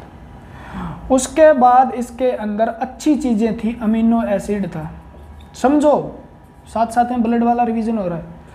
अमीनो एसिड के साथ फैटी एसिड था, क्या था? फैटी एसिड यानी वसीय अम्ल था। उसके बाद और क्या था जी? ग्लूकोज था, हाँ जी था। इसके बाद और क्या था जी? आयन थे। आयन कौन से थे जी? पोटेशियम हो सकता है, कैल्शियम हो सकता है, फॉस्फेट हो सकता है। उसके बाद क्लोरीन था जी, सोडियम था जी, ठीक है ना। इसके बाद और भी थे जी क्लोरीन वगैरह, ये थे। जिंक था जी, अलग अलग प्रकार के आयन थे इसके अंदर, ये चीज़ें थी। और इसमें जल था। अब जब क्या हुआ मैं बताऊं आपको, बातें ऐसे हुई, कैसे हुई? एक नेफ्रॉन का इस प्रकार से ये ब्लड की नलिका थी और यहाँ पे एक कप लाइक स्ट्रक्चर था और यहाँ पे नेफ्रॉन के आगे आगे भाग थे, ठीक है। और इस प्रकार से ये नेफ्रॉन था, ठीक है। यहाँ पर जो घुसा ना, यहाँ से यहाँ पर जो घुसा था ना, वो क्या था? वो रक्त का प्लाज्मा भाग था। और प्लाज्मा में भी प्रोटीन नहीं था, प्लाज्मा में भी प्रोटीन नहीं था। जल और ये चीज़ें सारी यहाँ पर आ गई थी, सारी की सारी जल के साथ। एक तो जल और ये सारी चीज़ें लाभकारी हमारे लिए, बेनिफिशियल हो या क्या हो, ये चीज़ें सारी आ गई हमारी इस भाग में। इस भाग में आने की क्रिया को क्या बोला गया? ग्लोमेरुलस फिल्ट्रेशन बोला गया। यानी इससे होकर रक्त वाहिका से जब किसमें घुसा, ये क्या था? ग्लोमेरुलस था। उसके द्वारा बोविन कैप्सूल के अंदर जो क्या घुसा? प्लाज्मा घुसा, उसे क्या बोला गया? ग्लोमेरुलर फिल्ट्रेशन बोला गया। बात खत्म हुई क्या? यानी प्रोटीन को छोड़कर प्लाज्मा इधर घुस गया सारा का सारा, ठीक है ना। उसका रेट भी बताया था मैंने, यहाँ पे GFR जो था वो कितना था? 180 लीटर पर डे था और 125 मिलीलीटर पर मिनट था, ठीक है। यानी आप लिख सकते हो ग्लोमेरुलस से, ये बात लिख लो आप, से बोवेन कैप्सूल में क्या हो रहा है? रक्त के प्लाज्मा भाग का जाना क्या कहलाता है? ग्लोमेरुलस फिल्ट्रेशन कहलाता है। और ये यूरिन फॉर्मेशन का फर्स्ट स्टेप है, याद रखना, यूरिन फॉर्मेशन का फर्स्ट स्टेप है। यूरिन मूत्र निर्माण की पहली क्रिया है। समझ लो, यहाँ से आपको क्या करना है वो आप अपने आप समझ लेना, ठीक है ना। ये वाले भाग इसके अंदर थे और ये भी थे। अब आप ये सोच के देखो, अगर आपके शरीर से कोलेस्ट्रॉल सारा बाहर निकाल दिया जाए तो आपके हार्ट के कार्य कौन कराएगा? अमीनो एसिड निकाल दिया जाए, आपके कोशिका का निर्माण कौन करेगा? फैटी एसिड को बाहर निकाल दिया जाए, आपके शरीर के अंदर एडिपोज टिश्यू का काम कौन करेगा? ग्लूकोज बाहर निकाल दिया जाए, आपको एनर्जी कौन देगा? आयन बाहर निकाल दिया जाए तो जो आयन अपना अपना काम कर रहे हैं, जिंक इंसुलिन का निर्माण कर रहा है, पोटेशियम सोडियम क्या कर रहे हैं? पोटेशियम सोडियम पंप का काम कर रहे हैं, ठीक है ना। पोटेशियम क्या कर रहा है? हार्ट की भी रक्षा कर रहा है। कैल्शियम आपकी हड्डियों का निर्माण कर रहा है। क्लोरीन अलग काम कर रहा है, ठीक है ना। सोडियम क्या कर रहा है? आपके कौन से BMR बेसल मेटाबॉलिक रेट है उसको बनाए रखता है। तो अलग अलग प्रकार के काम कर रहे हैं हमारे शरीर में, तो इनको बाहर निकालना नुकसानदायक हो सकता है। इसलिए दूसरा प्रोसेस आता है पुनः अवशोषण। यानी आप सीधा कह सकते हो यहाँ पे लाभकारी बेनिफिशियल जो हमारे सब्सटेंस है ब्लड के अंदर, लाभकारी पदार्थों को रक्त में वापस मिलाना, रक्त में वापस मिलाना, पुनः अवशोषण की क्रिया कहलाती है। जो सेकंड स्टेप है किसका? मूत्र निर्माण का, ठीक है। जो किसके द्वारा हो रही है? तो वो PCT के द्वारा हो रही है, DCT के द्वारा हो रही है, DCT के। और लूप ऑफ हेनले करता है ये काम। यानी पहला काम कौन कर रहा है? बोवेन कैप्सूल और ग्लोमेरुलस कर रहे हैं। दूसरा काम कौन कर रहा है? PCT DCT वगैरह कर रहे हैं। तीसरा कौन कर रहा है जी? तीसरा भी PCT DCT और LOH लूप ऑफ हेनले कर रहे हैं। सिक्रेशन का मतलब क्या है? कुछ सोडियम इसके अंदर सिक्रेट कर दिया जाता है, कुछ पोटेशियम भी इसके अंदर क्या कर दिया जाता है? सिक्रेट कर दिया जाता है। और तीसरा क्या कर दिया जाता है? तो आप कहोगे जी, ठीक है, सोडियम पोटेशियम और उसके बाद कुछ ड्रग्स वगैरह भी, ड्रग्स यानी मेडिसिन वगैरह जो है उसके अंदर सिक्रेट कर दी जाती है। इस बात को आप ऐसे समझ सकते हो। देखो ये चीज़ें आ गई, आने के बाद हमें यूरिया को बाहर निकालना है, क्रेटिनिन को बाहर निकालना है, अमोनिया को बाहर निकालना है, कोलेस्ट्रॉल को बाहर निकालना है, बिलिरुबिन बिलिरुबिन को बाहर निकालना है, लेकिन इनको वापस लेना है। तो PCT क्या करता है? ये क्रिया यहाँ से जो प्लाज्मा में था उसको वापस भेज देता है रक्त में पुनः अवशोषित करके। यानी अवशोषित को पुनः अवशोषित क्यों बोला? ये तो अवशोषित हो, पुनः अवशोषित इसलिए बोला क्योंकि ये दूसरी बार हो रहा है। एक बार तो ये आयन कहाँ से अवशोषित हुए थे? आपने खाया था, छोटी आंत बड़ी आंत मास्य से अवशोषित हुए थे, अब्जॉर्प्शन बोला था। अब यहाँ से ये दूसरी बार रक्त में जा रहे हैं, आकर दूसरी बार रीअब्जॉर्प्शन बोलेंगे, पुनः अवशोषित बोलेंगे इस चीज़ को। यहाँ से पुनः अवशोषण की क्रिया चलती रहेगी और यहाँ पर क्या हो जाएगा? मूत्र का निर्माण हो जाएगा। सिक्रेशन क्या होगा? अभी कुछ यहाँ पे इन कोशिकाओं के द्वारा सोडियम आयन और हाइड्रोजन आयन और पोटेशियम आयन, ठीक है ना, सोडियम, हाइड्रोजन और पोटेशियम आयन क्या कर दिए जाते हैं? इसमें वापस सिक्रेट कर दिए जाते हैं। उसको क्या बोलते हैं? सिक्रेशन बोलते हैं। आपका निष्कासन ये मत समझना मूत्र को बाहर करना ये क्या है? ट्यूबुलर सिक्रेशन है। नो, यहाँ से कुछ आयन क्या किए जाते हैं? सिक्रेट कर दिए जाते हैं दोबारा फालतू के, ठीक है ना, पुनः अवशोषित भी होते हैं लेकिन कुछ कर दिए जाते हैं। इस बात को समझने के लिए आपको 1 घंटा लगता है, लेकिन मैं बता दूं तीसरा काम है इन चीज़ों को यूरिन के अंदर निकाल देना, क्योंकि पोटेशियम ज़्यादा भी आपके शरीर में हानिकारक है, सोडियम ज़्यादा भी हानिकारक है और हाइड्रोजन ज़्यादा क्या करता है? क्योंकि अगर हाइड्रोजन ज़्यादा हो रहा है ना तो वो क्या करेगा? आपकी पीएच वैल्यू क्या कर रहा है? कम कर रहा है, यानी वो क्या कर रहा है? अम्लीय बना रहा है। क्या बना रहा है?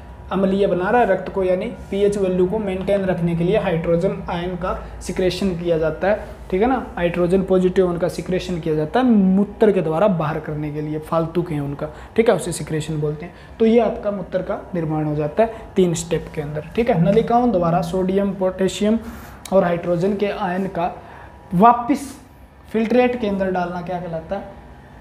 ट्यूबुलर सिक्रेशन कहलाता है या नलिका स्त्रावण कहलाता है, ठीक है। लाभकारी पदार्थों को रक्त में वापस में डालना पुनः अवशोषण की क्रिया कहलाती है। ग्लोमेरुलस छानने का मतलब है छानना, यानी ग्लोमेरुलस द्वारा बोवेन कैप्सूल के अंदर क्या डाल देना? तो आप कहोगे जी बोवेन कैप्सूल के अंदर प्लाज्मा का कुछ भाग डाल देना क्या कहलाता है? फिल्ट्रेशन कहलाता है। कितना डाला जाता है जी? 180 लीटर डाला जाता है 1 दिन के अंदर। 1 मिनट में कितना डाला जाता है? 125 लीटर डाला जाता है, ठीक है। ये बात थी, बात क्लियर हुई क्या? अगर आपका पुनः अवशोषित न हो तो आप सोच के देखो 180 लीटर आप पेशाब करते होगा कभी? कोई करता है क्या 180 लीटर? आप पेशाब के लिए 180 लीटर जाओ तो यानी आपको पूरा का पूरा बाथरूम में ही रहना पड़ेगा, ठीक है ना। आपको वहाँ पे मूत्रालय जो होते हैं ना उनके अंदर ही खड़ा रहना पड़ेगा 180 लीटर। क्लियर है बात? हम कितना 1.5 लीटर पेशाब करते हैं 1 दिन के अंदर, एक नॉर्मल मनुष्य हेल्थी पर्सन है वो, ठीक है। तो ये बात अगर समझ में नहीं आई तो इन चीज़ों का क्या करना? इन चीज़ों को वापस किस में भेज देना? रक्त में पुनः अवशोषण कहलाता है, इस बात को याद रखना, ठीक है ना। और ये आयनों का स्त्रावण 3 स्टेप में यूरिन फॉर्मेशन होता है। अब यूरिन बन के हो गया तैयार, ठीक है ना, यूरिन बन के हो गया तैयार, ठीक है। ये चीज़ें पढ़ाई नहीं जाती क्योंकि आपका थोड़ा सा कन्फ्यूजन भी होता है और आपका दिमाग थोड़ा सा पजल भी होता है, लेकिन क्वेश्चन जब आता है तब आप पजल हो, इससे अच्छा है आप पजल हो लो। मुझे फ़र्क नहीं पड़ता, आपको भी फ़र्क नहीं पड़ना चाहिए, क्योंकि मैं इस चीज़ को समझा रहा हूँ तो इसका मतलब यही होता है भी मैं यहाँ पर इतना जोर लगा के आपको पढ़ा रहा हूँ तो इसका मतलब यही होता है भी ये फ़ायदेमंद होगी तभी मैं पढ़ा रहा हूँ, नहीं तो मुझे पढ़ाने का कोई मकसद नहीं होता। कोई चीज़ जो चीज़ें इंपॉर्टेंट नहीं है मैं वो कभी भी नहीं पढ़ाता, जो इंपॉर्टेंट है वो चीज़ें समझा के करवाना मेरा फ़र्ज बनता है, ठीक है। तो यूरिन कंपोजिशन लिख लो आप, कंपोजिशन यानी मूत्र का संगठन लिख लो, मूत्र का संगठन। मूत्र का संगठन किस प्रकार? संगठन का मतलब इसके अंदर क्या क्या पाया जाता है। तो 1 दिन के अंदर, पहले तो यूरिन की बात यहाँ पे लिख लो आप, मूत्र क्या है, ठीक है। मूत्र जो है, ठीक है, इसका पीएच वैल्यू कितनी होती है? छोड़ो बहुत ऊपर लिख ले, मूत्र की पीएच वैल्यू लिख लो आप। मूत्र की पीएच वैल्यू कितनी होती है? 6 होती है, यानी ये क्या है? स्लाइटली एसिडिक है, यानी थोड़ा सा अम्लीय है, थोड़ा अम्लीय होता है, ठीक है। फिर इस किस कलर का होता है जी? येलो कलर का होता है। इसका कलर कैसा है? Yellow colour. Yellow colour due to urochrome, ठीक है। यानी मूत्र का पीला रंग यूरोक्रोम के कारण होता है। यूरोक्रोम के कारण, बिलिरुबिन के कारण भी होता है, यूरोक्रोम के कारण होता है। यह बात तो आपके लिए मोस्ट इंपॉर्टेंट है, बहुत ज़्यादा पूछी जाती है। यानी यूरोक्रोम के कारण इसका रंग कैसा है? पीला है। फिर 1 दिन के अंदर 1.5 लीटर यूरिन कितना बनता है?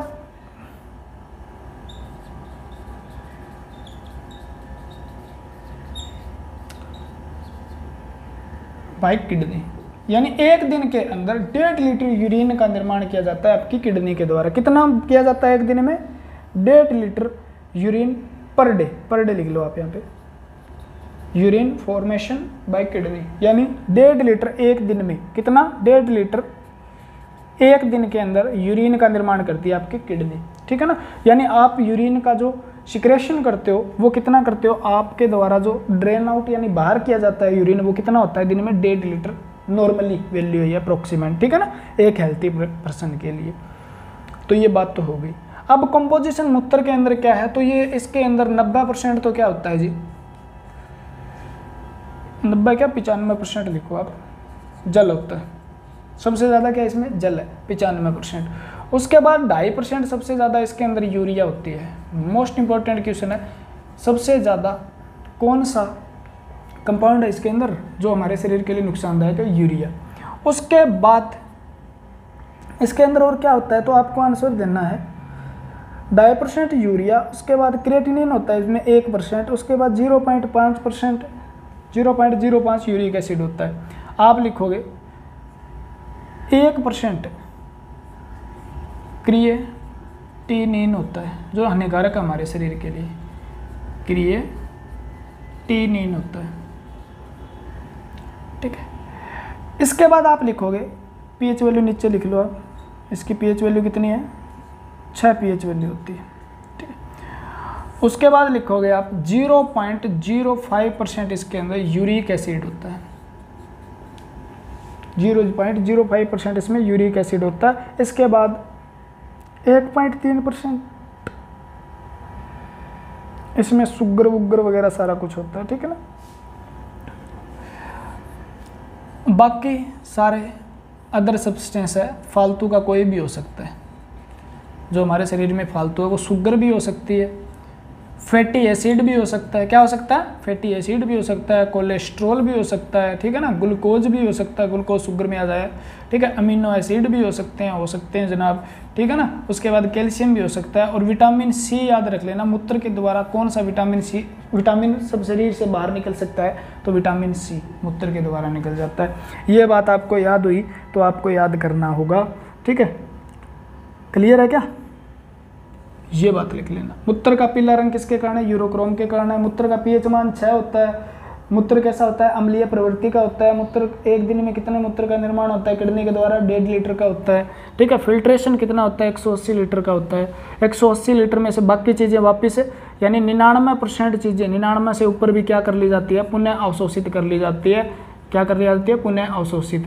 और 1% क्या है? मूत्र का निर्माण हो जाता है। 1% लगभग क्या हो जाता है? मूत्र का निर्माण हो जाता है हमारे किडनी के द्वारा, ठीक है ना। किडनी के अंदर कितना प्लाज्मा जाता है? तो किडनी के अंदर हर मिनट जाता है 1 लीटर से लेकर 1.5 लीटर के बीच, ठीक है। उसका फिल्ट्रेट कितना होता है? 125 मिलीलीटर ही होता है 1 मिनट में, ठीक है। तो 125 मिलीलीटर का फिर क्या किया जाता है? यानी 99% वापिस अवशोषित हो जाता है और 1% का मूत्र का निर्माण कर दिया जाता है, जिसके अंदर 95% वाटर होता है, 2.5% यूरिया होती है, 1% क्रिएटिनिन होता है, 0.0 यूरिक एसिड होता है, बाकी यूरोक्रोम भी होता है। इसमें क्या होता है? यूरोक्रोम भी होता है, बिलीरुबिन भी होता है। यूरोक्रोम के कारण रंग इसका पीला होता है। यूरोक्रोम का निर्माण लीवर के द्वारा किया जाता है, आरबीसी के भी खंडन का होता है, तब हिम से बनता है यूरोक्रोम, ठीक है। और इसका रंग कैसा है? पीला है। ये बात मूत्र में याद करनी है, ठीक है। एक बात मूत्राशय से भी याद कर लो, ठीक है। यानी मूत्राशय से क्या याद करना है आपको? मूत्राशय से याद करना है मूत्राशय के अंदर कितना स्टोर हो सकता है। तो इसके अंदर लगभग 800 मिलीलीटर तो स्टोर हो सकता है। यानी मूत्राशय करता क्या है? Storage, temporary storage of urine, यानी मूत्र का कुछ समय के लिए क्या करता है? भंडारण करता है। कितना कर सकता है? तो मेल के अंदर पूछे, अगर पुरुष के अंदर पूछे तो पुरुष का जो यूरिन ब्लैडर है वो ज़्यादा बड़ा होता है, उसमें कितना आ सकता है? 800 मिलीलीटर का। और महिला में पूछ ले वो तो महिला में आ सकता है 500 मिलीलीटर आ सकता है, महिला में 500 मिलीलीटर, ठीक है, एक बार में। और फिर क्या होता है, हमें आती है एक यूरिनेशन की फीलिंग आती है। यूरिनेशन का मतलब है पेशाब की फीलिंग आती है। यूरिनेशन फीलिंग कब आती है? तो यूरिनेशन फीलिंग आती है जनाब जब ये क्या हो जाए, हाफ फिल हो जाए। यानी अगर पुरुष में है तो 400 मिलीलीटर अगर फिल हो गया ना, तो आपको मूत्र के लिए जाने की एक फीलिंग आएगी, ठीक है, उसे यूरिनेशन फीलिंग बोलते हैं पेशाब के लिए। तो वो कितना हो जाए, 150 क्या हो जाए, फिल हो जाए, यानी आधा फिल हो जाए। महिला में 250 फिल हो जाए तो भी क्या होगा, यूरिनेशन की फीलिंग आएगी, ठीक है, भी पेशाब के लिए। क्योंकि हमारा शरीर का मूत्राशय किसके द्वारा कंट्रोल होता है, तो आपको पता ही है, हमारे शरीर के मोस्ट ऑफ भाग CNS यानी केंद्रीय तंत्रिका तंत्र से कनेक्ट होता है दिमाग से। यानी ये फीलिंग भेजेगा केंद्रीय तंत्रिका तंत्र को, वो कहेगा आपको भाई जाओ, ठीक है ना। यहाँ पर क्या पाए जाते हैं, रिंग पाए जाते हैं, जिसे स्पिंटर बोलते हैं अपन, ठीक है। एक यहाँ पे स्पिंटर होता है, एक यहाँ पे 2 स्पिंटर लगे होते हैं। इस स्पिंटर को क्या बोलते हैं, स्पिंटर या रिंग ऑफ यूरेथ्रा भी बोलते हैं इसको, रिंग ऑफ यूरेथ्रा, आगे वाले को यूरेथ्रा, ठीक है ना, एक लगी होती है। जो शुरू के अंदर तो क्या होता है, मूत्राशय किससे बना होता है, स्मूथ मसल का बना होता है, ठीक है। बचपन के अंदर 2-3 साल तक ये स्फिंक्टर होते हैं ना, ये भी किससे बने होते हैं, स्मूथ मसल से बने होते हैं। स्मूथ मसल का मतलब है हमारे कंट्रोल में नहीं है। अगर हम मूत्र की फीलिंग आ रही है, मतलब यूरिनेशन की फीलिंग आ रही है, हम जाएं तो जाएं, न जाएं तो रोक के रख सकते हैं कुछ देर। अगर आप PUBG खेल रहे हो, आपको इंपॉर्टेंट काम लगे हो, तो रोक के रख सकते हैं। तब हमारा वो स्केलेटन मसल का बन जाता है। लेकिन शुरू के अंदर, बचपन या बुढ़ापे के अंदर क्या होता है, बचपन में ये स्मूथ मसल का बना होता है। तब जाके बच्चे अपने आप पेशाब कर देते हैं बिस्तर वगैरह में, तो उनको पता नहीं चलता कब पेशाब आया, क्योंकि तब तक ये जो रिंग ऑफ यूरेथ्रा ये डेवलप नहीं हुई थी। 2-3 साल तक आपसे पूछा नहीं जाता ये बचपन में किससे बना होता है, ये इनवॉल्यूंटरी मसल यानी अनैच्छिक पेशियों से बना होता है, जिसे स्मूथ मसल या चिकनी पेशियां कहते हैं हमें। लेकिन धीरे धीरे जैसे 3-4 साल के हो जाते हैं ना, उसके बाद ये क्या बन जाता है, स्केलेटन मसल यानी कंकाल पेशियों का बन जाता है। कंकाल पेशियों का बनने के बाद क्या होगा, हमें पता होगा, हमें इसको कुछ समय के लिए कंट्रोल कर सकते हैं। ये तो 2-3 दिन तक तो नहीं कर सकते, ये नहीं है। यानी ये जब तक 800 का भरेगा तब तो 800 तक ही कंट्रोल कर सकते हैं, उसके बाद कंट्रोल नहीं कर सकते हम इसे, ठीक है ना। फिर अपने आप इस पर प्रेशर डलेगा, इतना ज़्यादा पेन होगा आपको। अगर आपको यूरिनेशन की फीलिंग आती है, आप नहीं जाते हो, तो किडनी स्टोन बनना भी शुरू हो सकता है। उसके बाद आपको अलग प्रकार के अनेक रोग हो सकते हैं, क्लियर। फिर थोड़े दिन बाद ये हो गया, और लास्ट में क्या होता है, बुढ़ापे में भी क्या होते हैं, बुढ़े लोग होते हैं, वो बेचारे पेशाब कर देते हैं बिस्तर वगैरह में, उन्हें पता नहीं चलता। वो उनका दोष नहीं है, ठीक है। उन्हें गालियाँ मत दिया करो, भी बुढ़ा हो गया तो भी लक्षण बच्चे जैसे ऐसे वैसे बोलते सुने हैं, तो ऐसा कुछ नहीं होता, क्योंकि तब उनका दोष नहीं है। उनका क्या हुआ, उनके अंदर जो स्फिंक्टर रिंग ऑफ यूरेथ्रा बनी हुई थी वो क्या हो गई, अब उनका कॉन्ट्रैक्शन रिलैक्सेशन अच्छे से नहीं हो रहा है, वो क्या हो गई, कमज़ोर हो गई, उसके अंदर वीकनेस आ जाती है। उसके कारण क्या होगा, मूत्र पता ही नहीं चलता उन्हें कब निकल जाता है। तो वो इस चीज़ का कमाल है, बचपन में बिस्तर में पेशाब करना या बुढ़ापे में बिस्तर में पेशाब करना, रिंग ऑफ यूरेथ्रा कंट्रोल करती है। ये कहानी थी जो आपको बताई गई है, ठीक है ना। और ये यूरिन ब्लैडर जिसमें 800 मिलीलीटर और 500 मिलीलीटर स्टोर होता है, किससे बना होता है, स्मूथ मसल से बना होता है, ठीक है। और मैंने बता भी दिया आपको इस बात को। ये कंप्लीट हुआ आपका चैप्टर, लेकिन कुछ थोड़ा सा रहता है। उसके बाद आप 2-3 रोग और बता देता हूँ मैं आपको, क्या रोग है, किस प्रकार के रोग हैं, ठीक है। पानी पी लो थोड़ा सा, एक बार।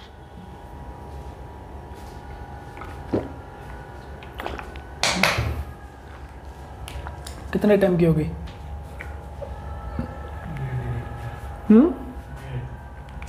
वाह जी, चलने दो फिर, क्या दिक्कत है।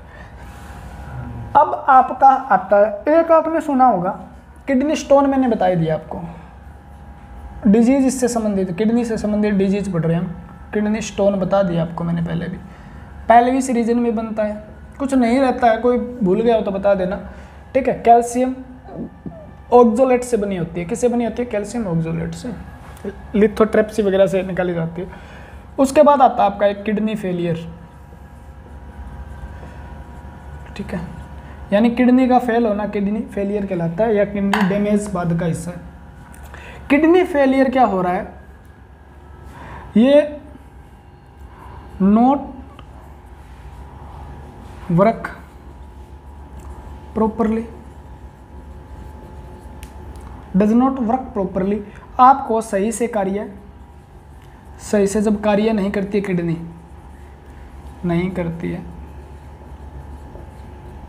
ठीक है, या आप कह सकते हो तो उसे क्या बोलते हैं, किडनी फेलियर, या कैन नॉट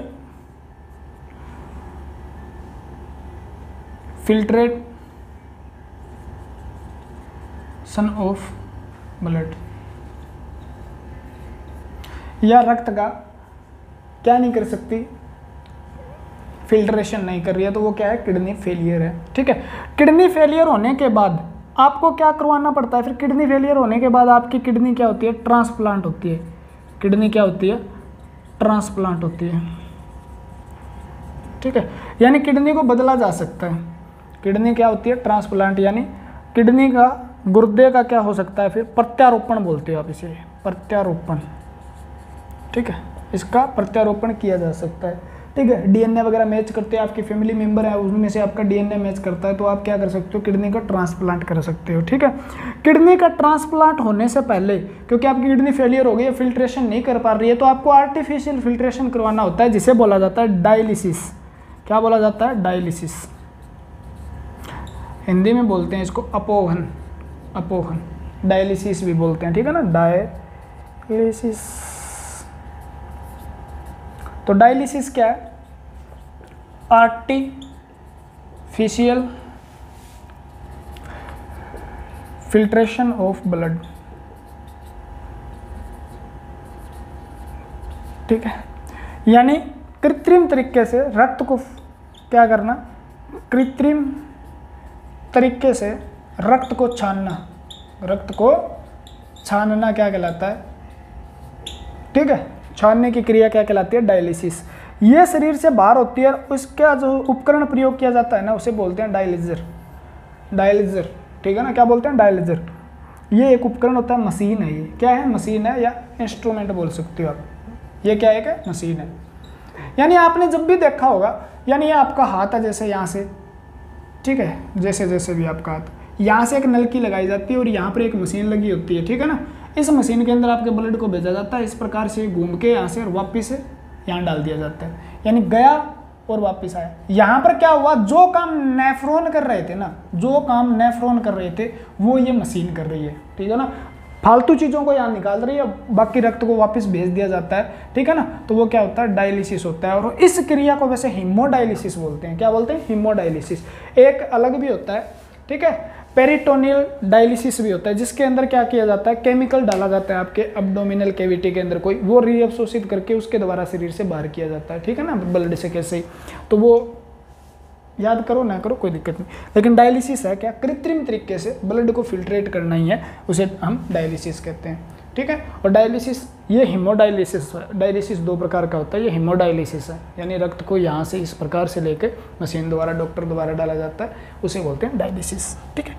डायलिसिस होने के बाद आपका क्या कर दिया जाता है, किडनी का ट्रांसप्लांट कर दिया जाता है, उसको बदल दिया जाता है, यानी दूसरे के साथ किडनी को बदलना क्या कहलाता है, ट्रांसप्लांट कहलाता है, ठीक है। यानी एक फॉरेन किडनी को डालना, फॉरेन का मतलब ये नहीं आप विदेश से लेके आओगे, मतलब मेरे रूस को किडनी चाहिए, मेरे को इंग्लैंड की महारानी की किडनी चाहिए, ऐसे किडनी नहीं, फॉरेन शब्द का मतलब यहाँ पे ये होता है दूसरे का, यानी आपके शरीर में बाहर कोई भी चीज़ जा रही है वो फॉरेन मानी जाती है, फॉरेन सब्सटेंस या पैथोजन जिसे बोलते हो आप, या कोई अलग चीज़ है, ठीक है। किडनी अगर दूसरे की डाल दी तो ऐसे किसी की निकाल के डाल दो, काम ही नहीं करेगी, वो ख़त्म हो जाएगी, हमारा इम्यूनो सप्रेसिस बोलते हैं उसको, मतलब अपना इम्यून सिस्टम क्या करने लग जाएगा, उसको सेल को डेड कर देगा, तो हमें हमारी किडनी दोबारा ख़राब हो जाएगी वो जो डाली गई है। तो ऐसे नहीं डाले, डीएनए वगैरह मैच करते हैं, जीन वगैरह मैच करेंगे, हमारे इम्यून के अंदर जो एंटीजन जो है वो मैच करेंगे, तब जाके कोई सेट होता है काम, ठीक है ना। ऐसे किसी की किडनी निकाल के नहीं डाली जा सकती, डीएनए वगैरह कुछ मैच करेंगे तब डाली जा सकती है।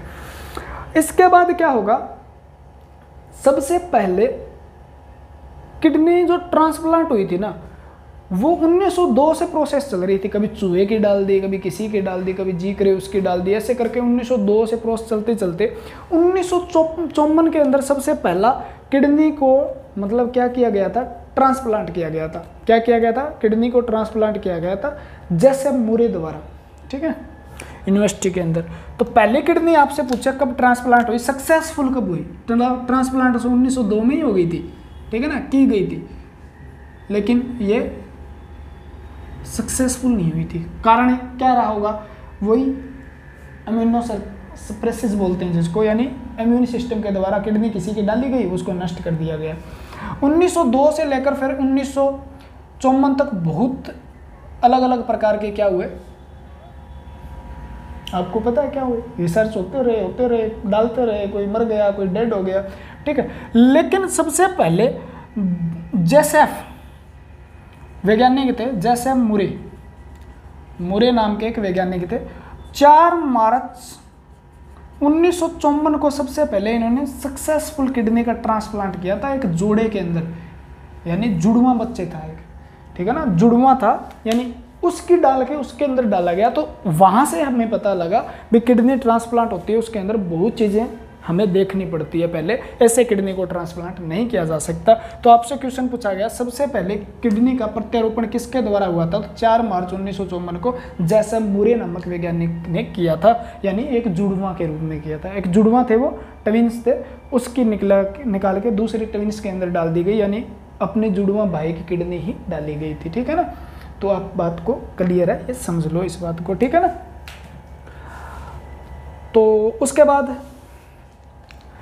एक रोग और होता है, तो किडनी फेल हो सकती है अगर आप अल्कोहल वगैरह ज़्यादा लेते हो, ठीक है, और आप ऐसी जहरीली चीज़ें खाते हो जो किडनी के लिए बहुत ज़्यादा है, आपके शरीर में यूरिया ज़्यादा बन रहा है, तो किडनी फेल हो सकती है, ठीक है। किडनी डैमेज भी हो सकती है, डैमेज का मतलब है कुछ हिस्सा उसका डैमेज हो जाता है, लेकिन उसको बाद में सही किया भी जा सकता है, ठीक है। फेलियर का मतलब है काम करना ही छोड़ दी, फेल होगी, ठीक है ना, टोटली फेल होगी।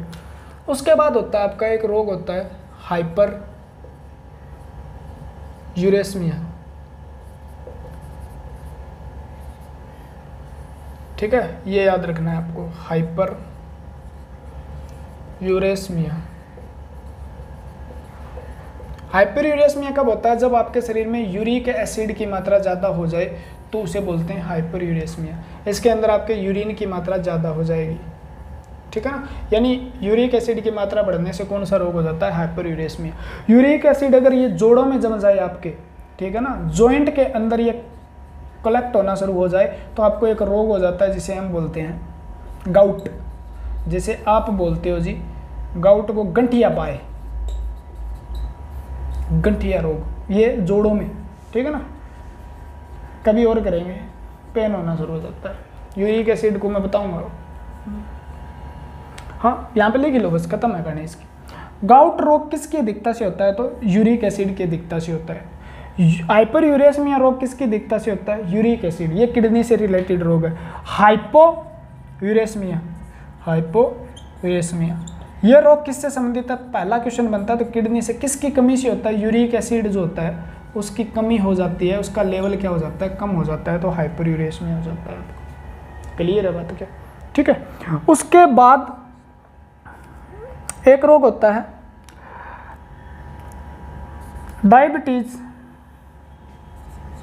डायबिटीज इंसिपिडस, मेलाटिस अलग है, इंसिपिडस, इंसिपिडस, डायबिटीज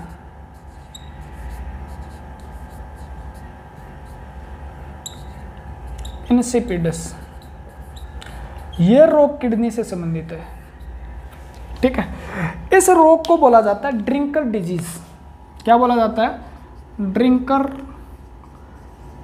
डिजीज भी कहा जाता है इसे, यानी बेवड़ा बीमारी कहा जाता है इसे, ठीक है। पीने वालों को हो जाती है यानी बेवड़ा रोग, ठीक है। ड्रिंक करने वाले को, यानी जो क्या करते हैं, अल्कोहल ज़्यादा लेते हैं या कॉफ़ी ज़्यादा लेते हैं या वो टी वगैरह ज़्यादा लेते हैं या कोई भी अफीम वगैरह, ठीक है ना, अफीम गांजा नशे वाली चीज़ें ज़्यादा लेते हैं, तो उसे क्या हो जाती है, डायबिटीज इंसिपिडस हो सकता है। कैसे हो सकता है, ये अल्कोहल वगैरह ज़्यादा लेने से, ये मादक पदार्थ तो ज़्यादा लेने से होता है, कैफीन वगैरह टी के अंदर क्या होता है वो लेने से, ठीक है। हार्मोन काम करता है एडीएच, उस हार्मोन की अल्कोहल से क्या हो जाती है, कमी हो जाती है। उस हार्मोन की कमी हो जाएगी तो इस रोग के अंदर यूरिन जो है ना, यूरिन के अंदर वाटर लेवल बढ़ जाएगा, वाटर वॉल्यूम बढ़ जाएगी, वाटर लेवल, पानी का स्तर बहुत ज़्यादा हो जाएगा, ठीक है। और पानी का स्तर ज़्यादा होने पे बार बार आपको यूरिनेशन की फीलिंग आएगी, आपको बार बार मूत्र के लिए जाना पड़ेगा, तो उसे बोलते हैं हम डायबिटीज इंसिपिडस। किस हार्मोन की कमी से होता है? Anti diuretic hormone. वो नेफ्रॉन के किस हिस्से पे काम करता है? डीसीटी पे काम करता है। एक्स्ट्रा जल है ना उसको निकाल लेता है ये, और यही कारण है एडीएच हार्मोन। यानी पथरी होने पर आप बियर वगैरह के लगा लेते हो ना एक दो पैक, ठीक है ना, एक बियर घर वालों को जाके कहते हो मेरे को बियर पीनी पड़ेगी, डॉक्टर ने कहा है पथरी हो गई, ठीक है ना, खुशी होती है। तो वो इस हार्मोन पर ही अटैक करती है, यानी वो हार्मोन क्या हो जाता है उस समय कम। आपने देखा होगा जो ज़्यादा शराब पीते हैं, आप पार्टी सार्टी में बैठ गए होंगे कभी, शराब पीने वाला बार बार पेशाब के लिए जाता है, क्यों जाता है? उसमें एडीएच हार्मोन उस समय कम हो जाता है। एडीएच हार्मोन कम हो गया तो एडीएच हार्मोन क्या करता है? रीअब्जॉर्प्शन ऑफ वाटर करता है, यानी वाटर जो जल है ना मूत्र से वापस अवशोषित करके रक्त में डालने का काम करता है। वो कम हो गया तो पानी अब निकलेगा नहीं फालतू का, पानी ज़्यादा बन रहा है, पानी मूत्र के अंदर ज़्यादा हो गया तो आपको बार बार पेशाब के लिए जाना पड़ेगा, क्योंकि अल्कोहल ले रहे हो। क्लियर है ना? चाय ज़्यादा पीते हो, सर्दियों में चाय वगैरह कॉफ़ी वगैरह लेते हो तो आपको ज़्यादा पेशाब के लिए जाना पड़ता है, वो है एडीएच हार्मोन।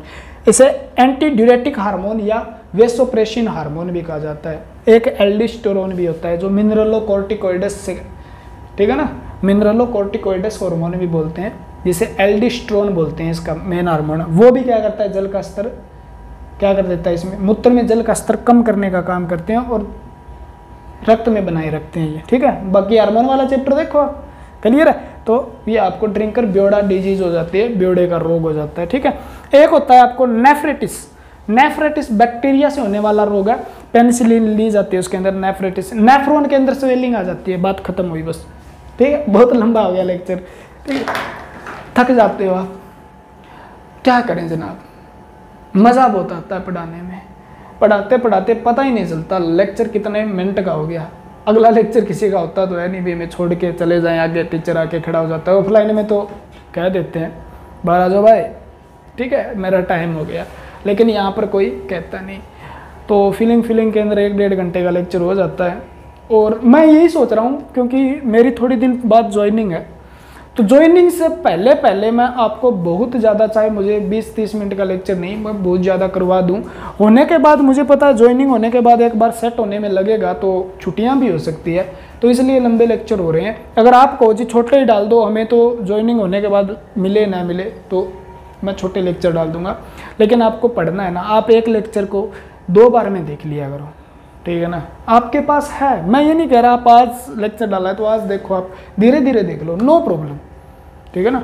लेक्चर आप धीरे धीरे भी देख सकते हो, आराम से भी देख सकते हो, ठीक है। आप 45-45 मिनट करके 2 बार देख सकते हो। घर पे हो आप तो कुछ भी पॉसिबल है, लेकिन ये चीज़ इम्पॉसिबल तब हो जाती है जब हमारे वहाँ पर ज्वाइनिंग होने के बाद कुछ प्रेशर हमारे दिमाग में पड़ेगा, और हो सकता है नई जगह होगी, नए सारे लोग होंगे, तो एक बार 10-15 दिन सेटल होने में, स्टूडियो सेट करने में लग सकते हैं। तो मैं सोच रहा हूँ उससे पहले क्यों न कम से कम एक सब्जेक्ट बायोलॉजी कंप्लीट कर दिया जाए, उसके बाद बायोलॉजी के बाद ज्योग्राफी हो गया जैसे, उसके बाद हमें केमिस्ट्री फिजिक्स करनी है, तो ये चारों हमें सब्जेक्ट अच्छे से कवर करने हैं इसी तरीके से। तो लेक्चर लंबे हो रहे हैं, अगर आप इस बात को सुन रहे हो तो आप समझ भी सकते हो, मेरी भी मजबूरी होती है, आपकी भी मजबूरी होती है। मुझे पता है आप लंबा लेक्चर नहीं देख पाते, लेकिन लंबा बनाने में तकलीफ मुझे भी होती है।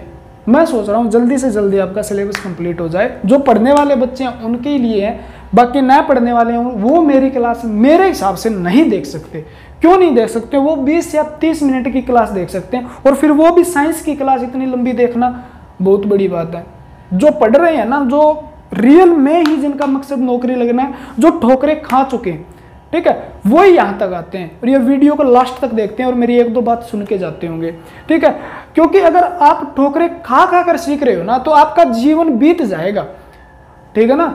आप दूसरों की गलतियों से सीख रहे हो तो आप कामयाब इंसान हो। आप गलतियां करके सीख रहे हो, आपने 20, 200, 300 गलतियां करोगे, उसके बाद सीखोगे तो आपकी उम्र तो निकल जाएगी। अब दूसरों की गलतियों से सीखो, भी उसने क्या गलती की थी वो गलती मैं ना करूं।